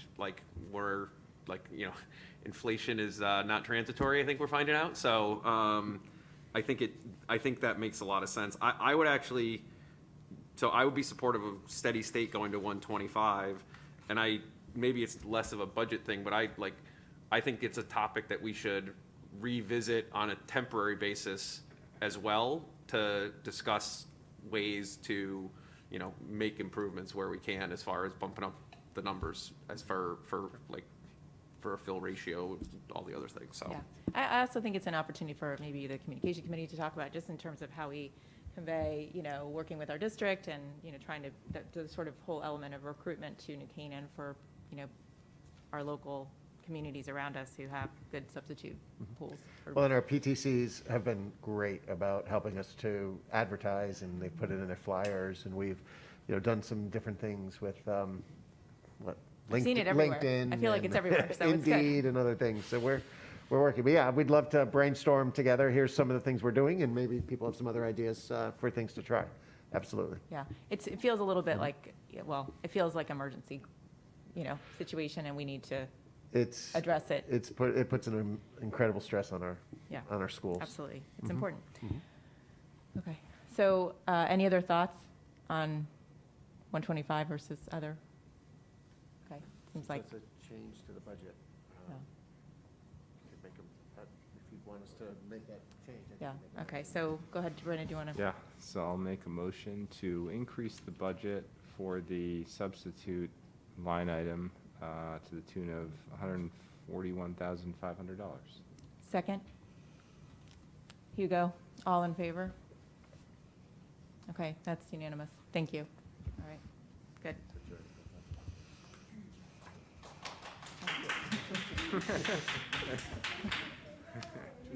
A lot of clapping today.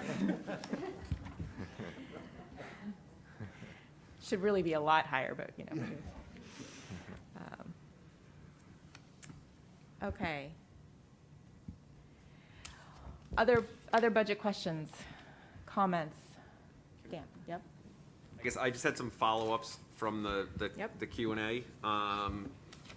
And some of the specific questions, like question number 7, and I'm not trying to rehash any of the COVID, but it is an increase.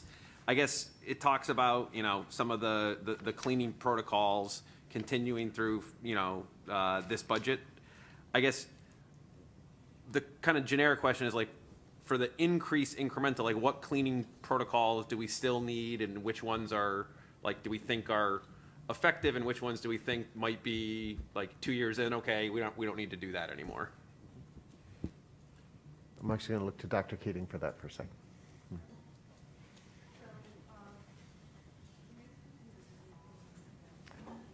Is your mic on, John? Sorry. There. For the start of the school year last year, and it included some more frequent disinfecting of not only the bathrooms, twice a day we were doing bathrooms, all of our high-touch areas in the buildings, and we'd like to continue to do those duties. The cafeteria tables were being cleaned down more frequently, so all things like that that are done. The cleaning of the classrooms was intensified at the end of the day. Disinfectant was sprayed on all the surfaces, and they were wiped down. So it's a more thorough cleaning, and we'll probably continue to do that. We've modified a lot of our procedures on how we do things. We've purchased some equipment to expedite and be more efficient with all of that work. So that enabled us to reduce some of our staffing requirements. So currently, we went from 4 to 3 this year. We'll cut back on that next year probably. But if we decide to keep a floater instead of incurring the overtime, it's proven to be very effective when we've had absences in order to keep up with the cleaning protocols. And a lot of that, I mean, we always have overtime in the budget for events and things like that. So the overtime isn't specifically COVID. Can you elaborate on that? It's absences, yeah, it's events, but it's also absences of other custodians. And at the elementary level, we only have four per building, and 2 of them are on the days as porters. So we only have 2 cleaners in the evenings. And so you have to do the overtime in order to get the buildings cleaned. So I think this might be the 7th year I've made this comment, but I would love, as we talk to the town about our budget to, and now that we, are going to be moving to a town-owned building for our central office, I'd like to talk to them again about using our custodial and maintenance staff, and we may need more, but to at least use them at our new offices, and maybe do more in town. I think there's an area for savings there, and I would love the town to ask us to help. So I just wanted to say that again. Noted. Other questions?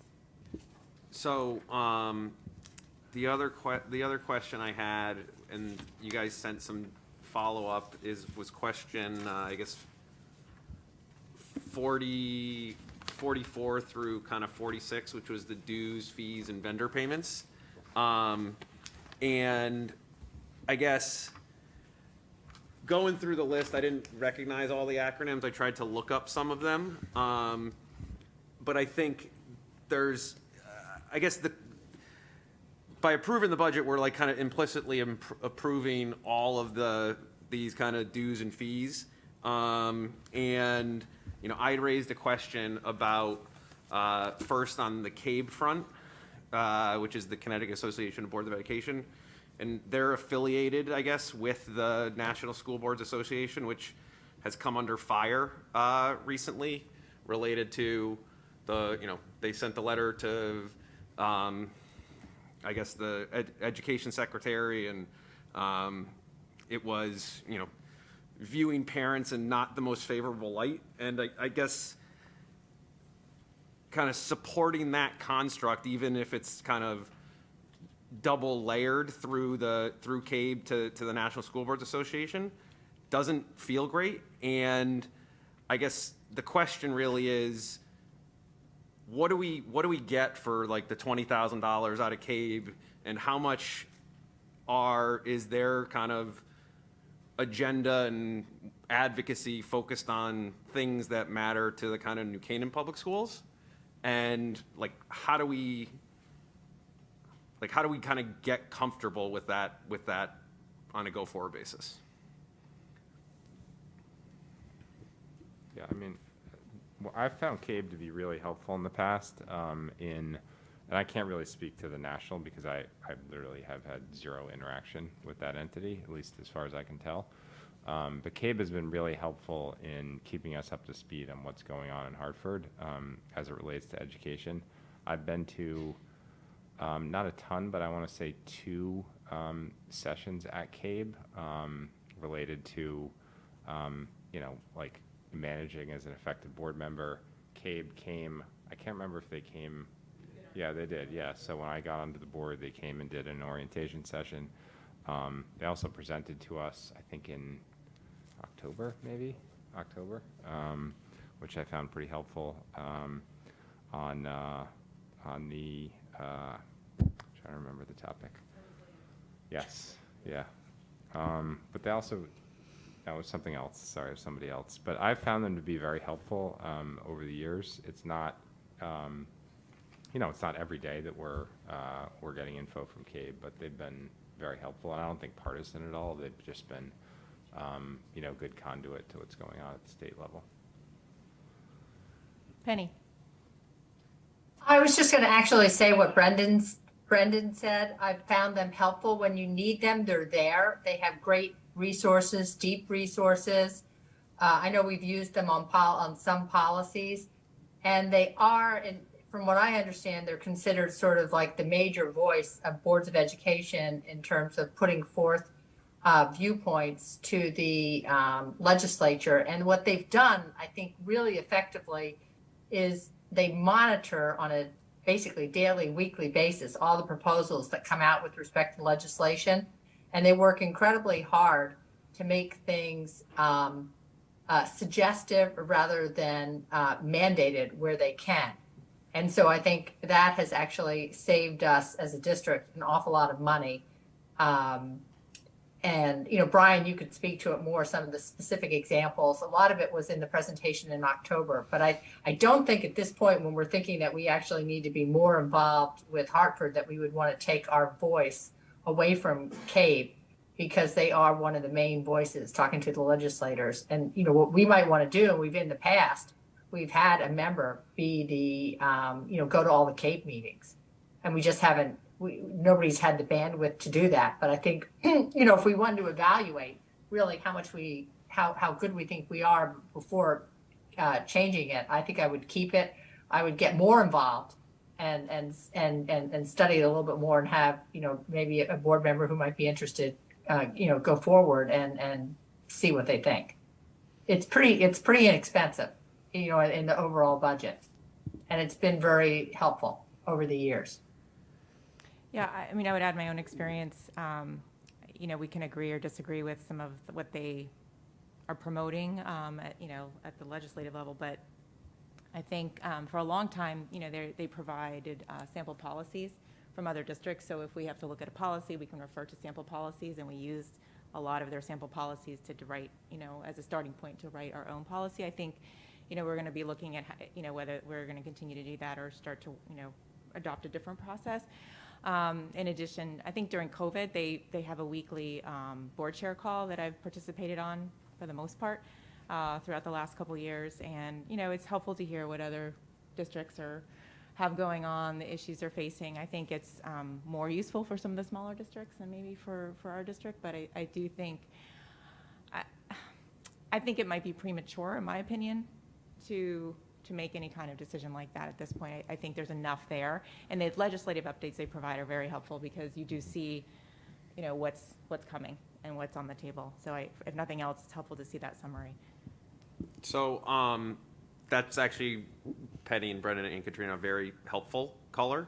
I could probably get to a point where we continue to participate, but have a little bit more and maybe away from the budget discussion throughout the year, like an ongoing discussion about some of these, the CABE and some of the other groups in there about, like, are they aligned with where we are as a district? Are we getting, like, the bang for the buck out of them? As a more specific topic. I don't know that we're gonna, I don't know enough about some of them today to say, the value add versus not, but I would ask that we continue to discuss it and evaluate it so that in the the next budget season, we're Yeah, two quick things. One, apologize for all the acronyms. It's kind of like time. We just sort of threw it out there. So that we should have taken the time to go through, and glad to do that. But I think more importantly, I would recommend that, we invite Bob or Patrice, somebody from CAVE, to come down at some point to sit with the board and just talk about sort of the services they have, but also share with them how they could be more valuable to New Canaan, how they could best serve this board, this town, the community. So they're open to that conversation, I believe. I think that their location and the stress and the sort of focus on the urban schools probably takes a lot of their time. But I also know they've really been very responsive whenever I've needed them. I've phone call and they've been there. And even, Patrice is an attorney and she's an expert in some of the legislation and things. She's been there for me when I've had some questions about interpretation of different bills and things. So I think having them come down and sit together and talk and share with them some ideas and how they can best, meet the needs of the district and the board here, I think they would appreciate that, I think, and I think it'd be good for us. Phil? And it's not quite the size of K, but the Connecticut Center for School Change. Does anyone have any idea what that is? Yes, I do. The Connecticut Center for School Change runs something, it's the Superintendent's Network, which is a group of about 40 superintendents that are invited to participate annually in monthly meetings. It comes out of Harvard, and it was started by Richard Elmore, who is an author, educator, teacher from up there. So I participate in that. I've been doing it for a couple of years now, and we meet monthly. Go up to Harvard on a retreat in the spring for a couple of days. And it's a professional learning network that I'm a part of.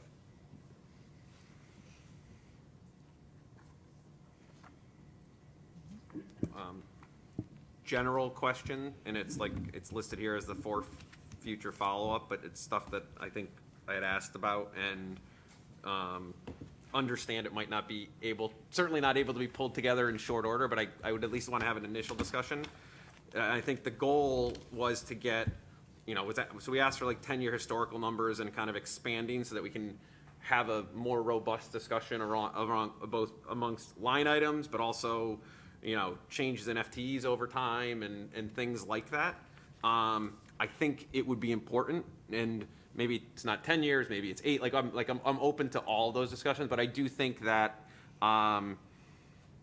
if we're not gonna tackle it today, which is probably hard to do for this budget cycle, I do think it's important for us to talk about some additional information, some additional analysis that we can, as a board, discuss what makes sense or what doesn't as we go through the budget cycle. So I just wanted to highlight the why for those questions, even if it's not something we're gonna delve into.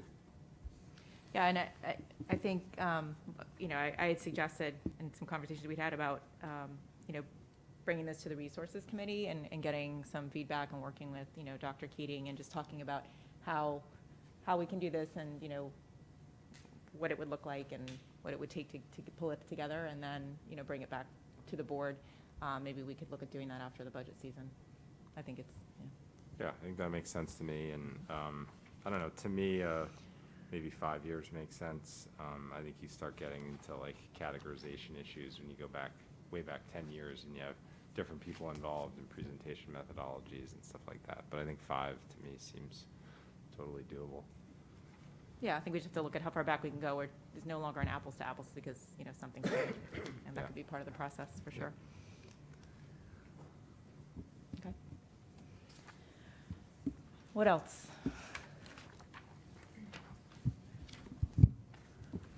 Dr. Keating? So there's one thing I did want to bring to your attention, and it has to do with the start and end time and how we've accounted for it in the budget. So I did expense out that $463,000 as a transfer into the non-lapsing in this current year. But because that has to be approved by the finance board in town, and the town council for that matter, I've left the full amount of that budget item in the budget. So the total number you see right now includes that 463. If it's approved through the town bodies, then that could be a reduction as it goes through that process. But I've left it in for now because if it's not approved, then you wouldn't be able to implement the program. So I just wanted to be sure you were, Yeah, that's helpful to know. you were aware of that. Okay. Brendan, that might be a good lead-in if you want to. Yeah, I put together the same bridge, or not same, but similar format as to what I did last year, to just look at, and this year I looked at the budget that Town Council and Board of Finance approved last year, which is the first line, which is the 92,274, and then took some of the big changes. So these numbers are a little bit different because they're off the original budget, not the projection, just so that, you know, if we're in front of the town talking about changes relative to what they approved, these would be the numbers. So the second line is the ISF, which is 5.7 million, which I'll come back to. The start and end time change is just the increment to what Dr. Keating just said, so that's 590 grand. And then everything else is 1.6 million. So to hit that number, go down to number 2, which is line 8. Break that basically into two things, which is everything that's already contracted, plus, you know, teachers and others moving forward 1 year, and in some cases moving up a step. So that's 2.1 million alone, and that's on pages 30 to 32. That's a number of different line items that add up. So that's, nothing really changes. That's just, you know, moving 1 year forward based on contracts that we've already signed. To get to the 1.6, which is everything other than start times and ISF, there needs to be $513,000 of savings. So those savings are a number of other things in the budget, which you know, which you can look at and why the budget changed. That's essentially just a plug number to get to the 1.6. Any questions on that, or before I go to the ISF? You know, bottom line there is, if the district does nothing, the budget goes up by $2.1 million.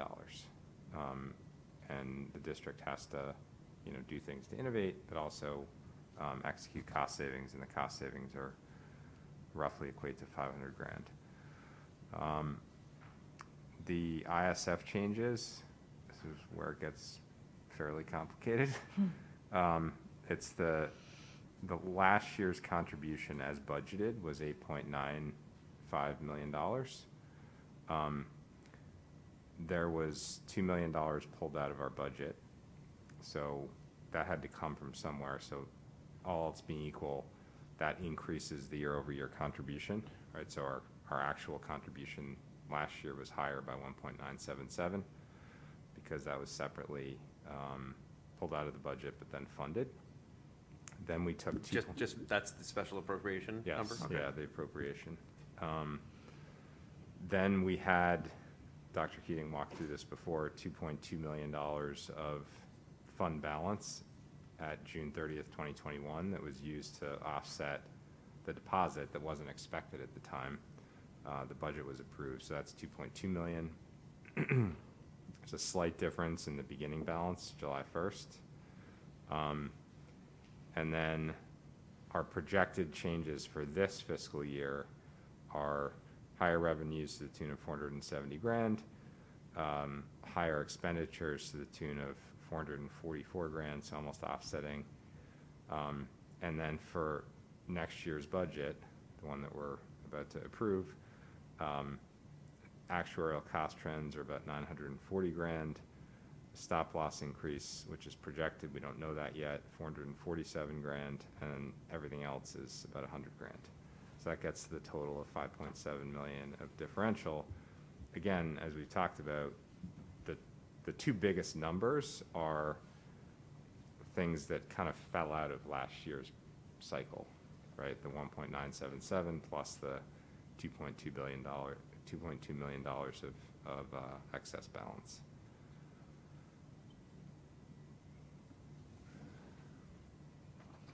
Thank you. That's helpful. Are there any questions or Makes sense. Okay.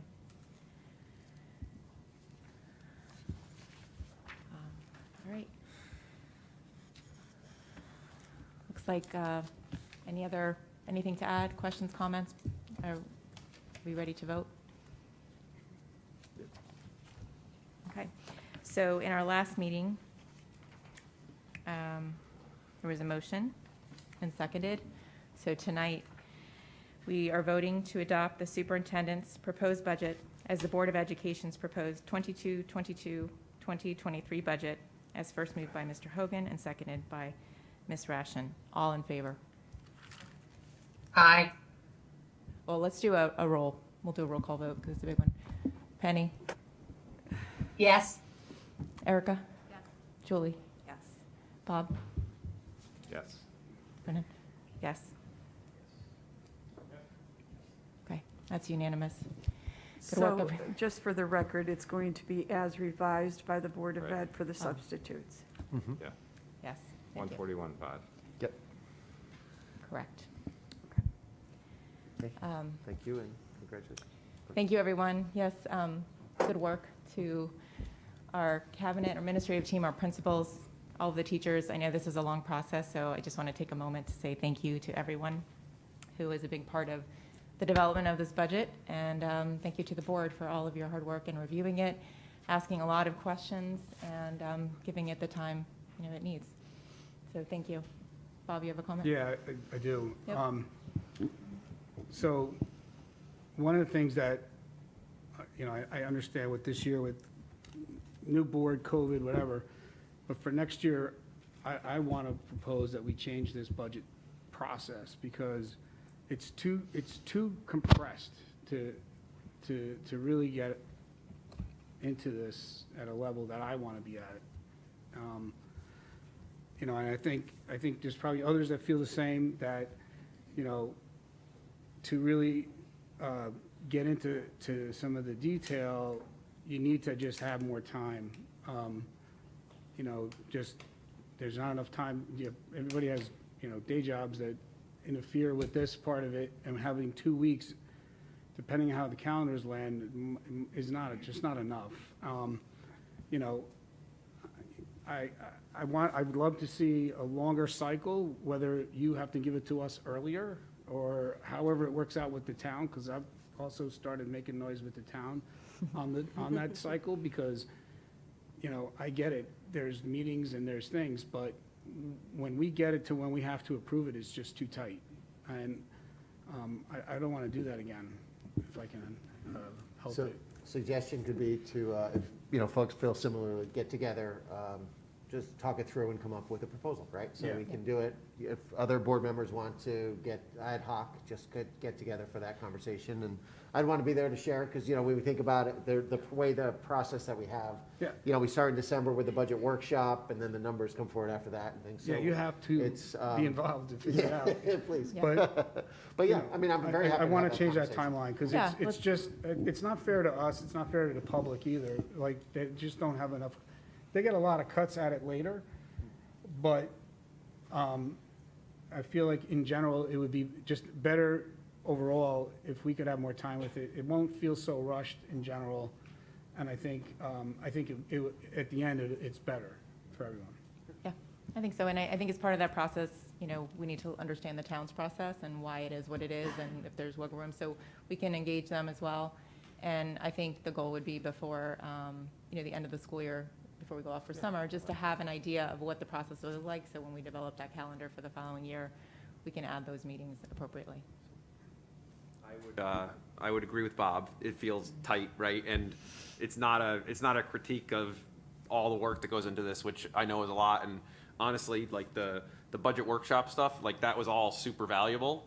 But the reality is, with the numbers, it's a tight kind of 2-week turnaround, right? And so in addition to like Bob's thing, which I think just collaborating on like an expanded timeline or where we can find some room, I do think like whether it's on the 10-year or a 5-year or a 7 or 8 year kind of more data series that we talked about, maybe doing it at the resources committee, I would also like to ask that part of that discussion, and it doesn't need to be resolved tonight or even agreed upon, but to me, it would be helpful if we as the board, and I also think the public, had more granular detail on some of these line items. So some of like the break out the detail that we've asked for and got on a few different line items, that part of that discussion, either at the board level or in resources, is like, which line items would it be helpful to actually just, as part of the budget, proactively provide that more granular level of detail?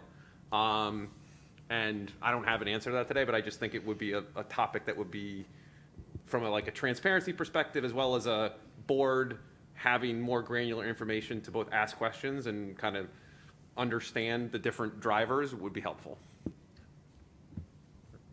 Yep.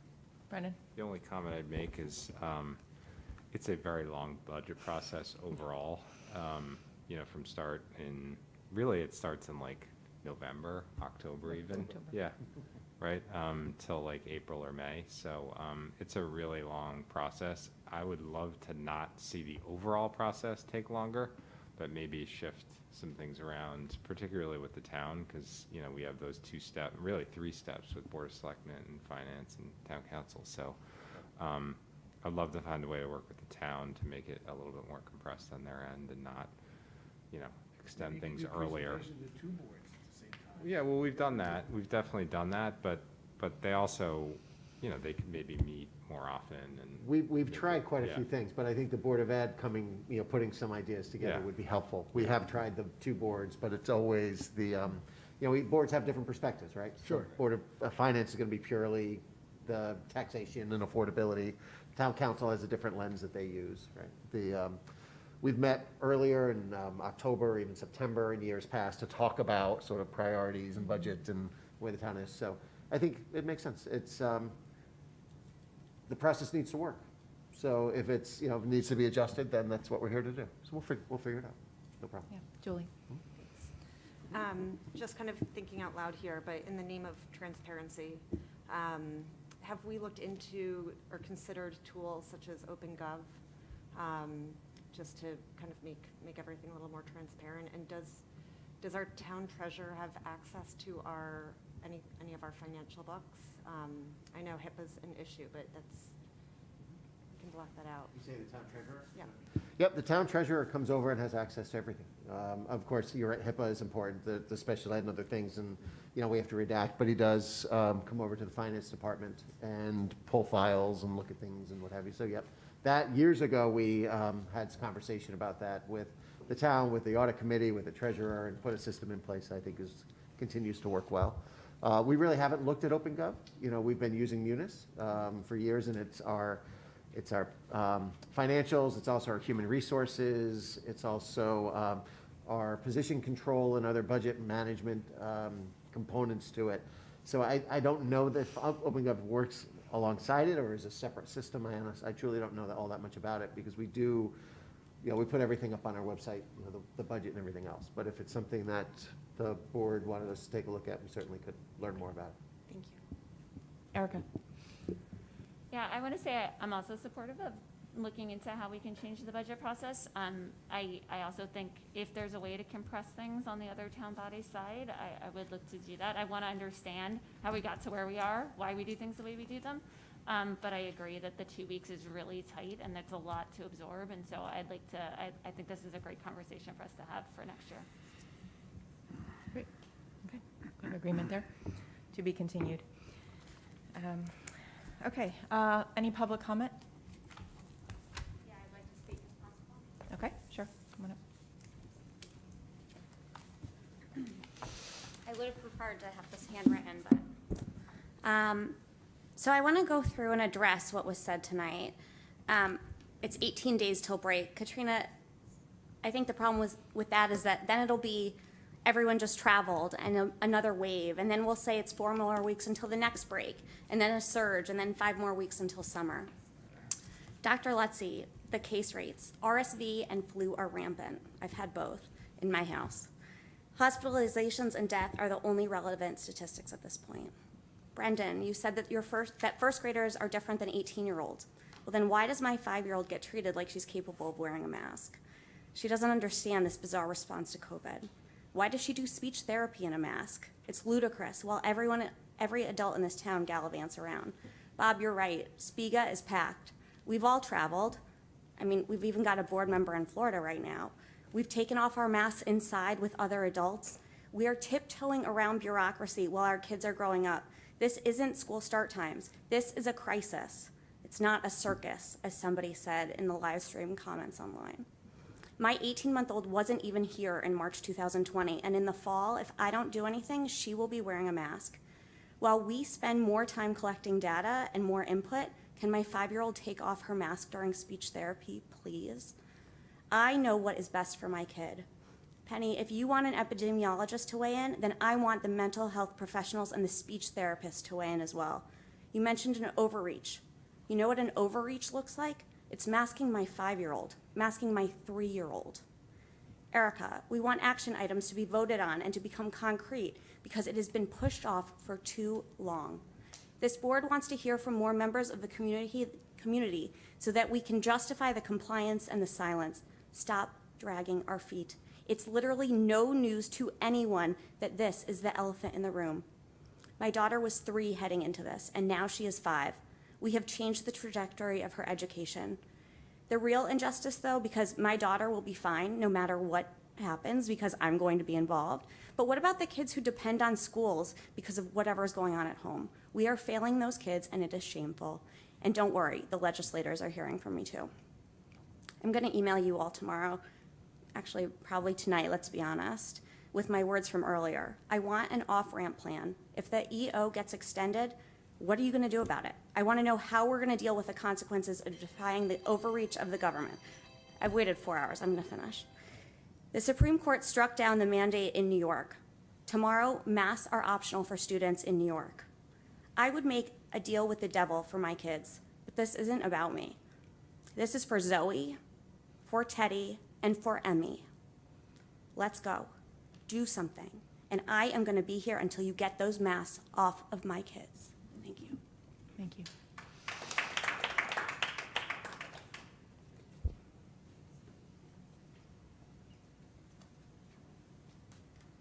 I'll be quick. Maria Weingarten, 115 Lone Tree Farm Road.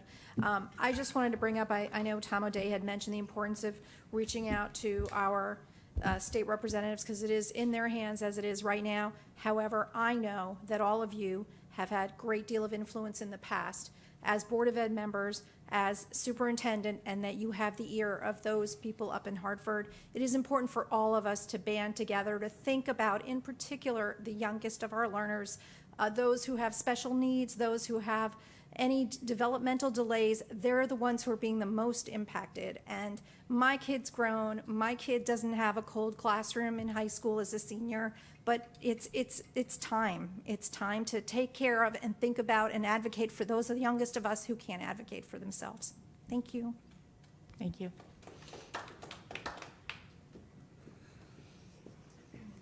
So I just want to leave you with a couple things as you go into what sounds like Could you just state your name just so Danielle people- McGrath, Thank you.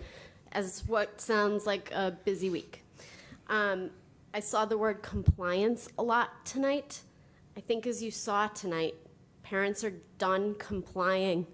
And we're looking to you as a board to step up and show the legislator that we're done complying.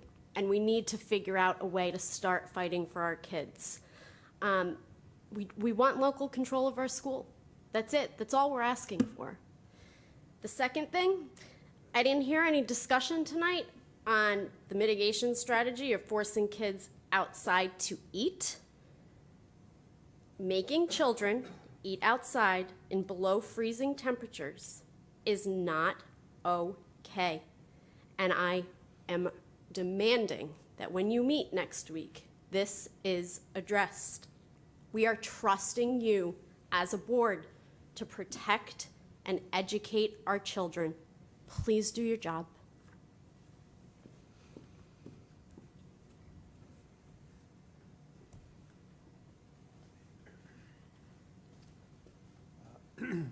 Joe Miller, North Wilton Road.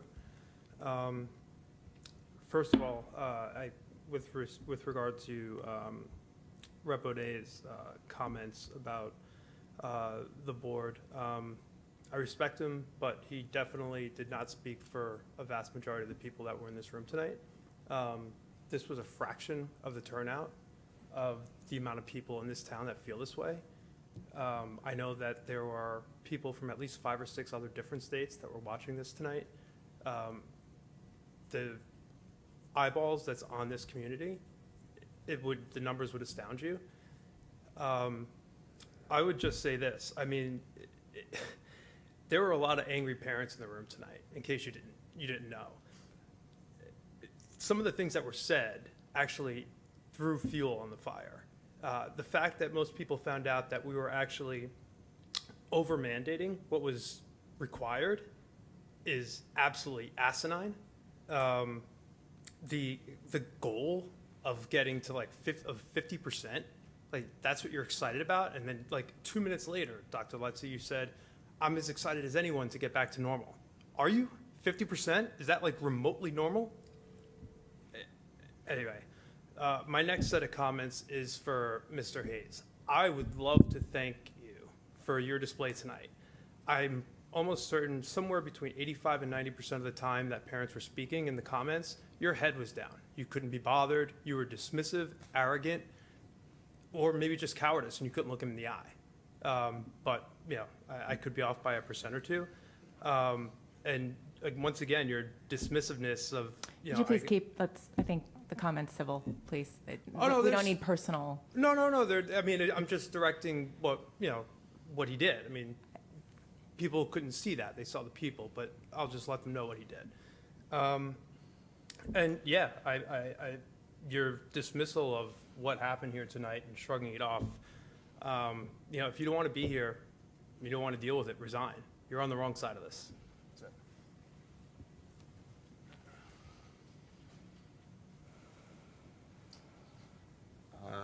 Hi, James Bash, 295 Smith Ridge Road.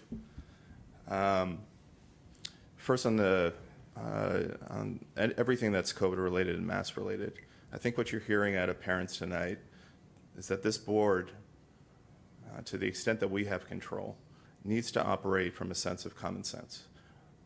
I think when we look at this last election season, I think we've seen a push to common sense principles and want to see them implemented in every facet of school.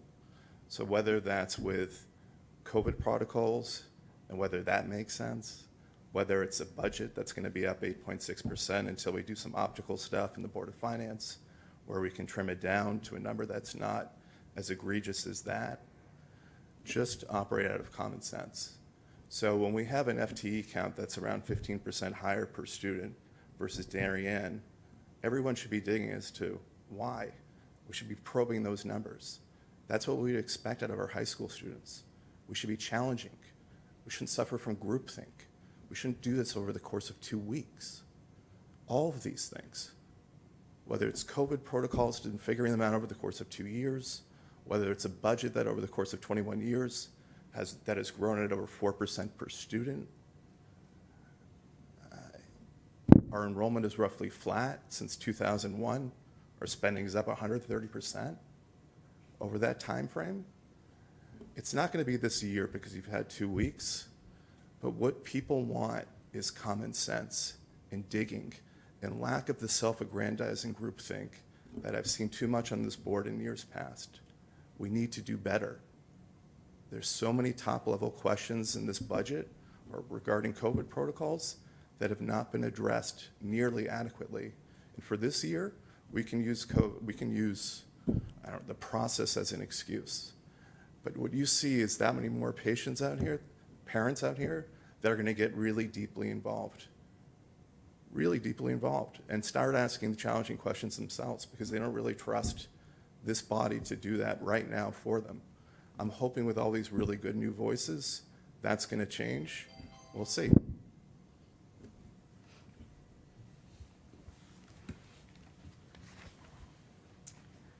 Hi, thank you.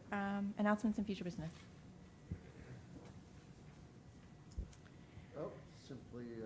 Sorry.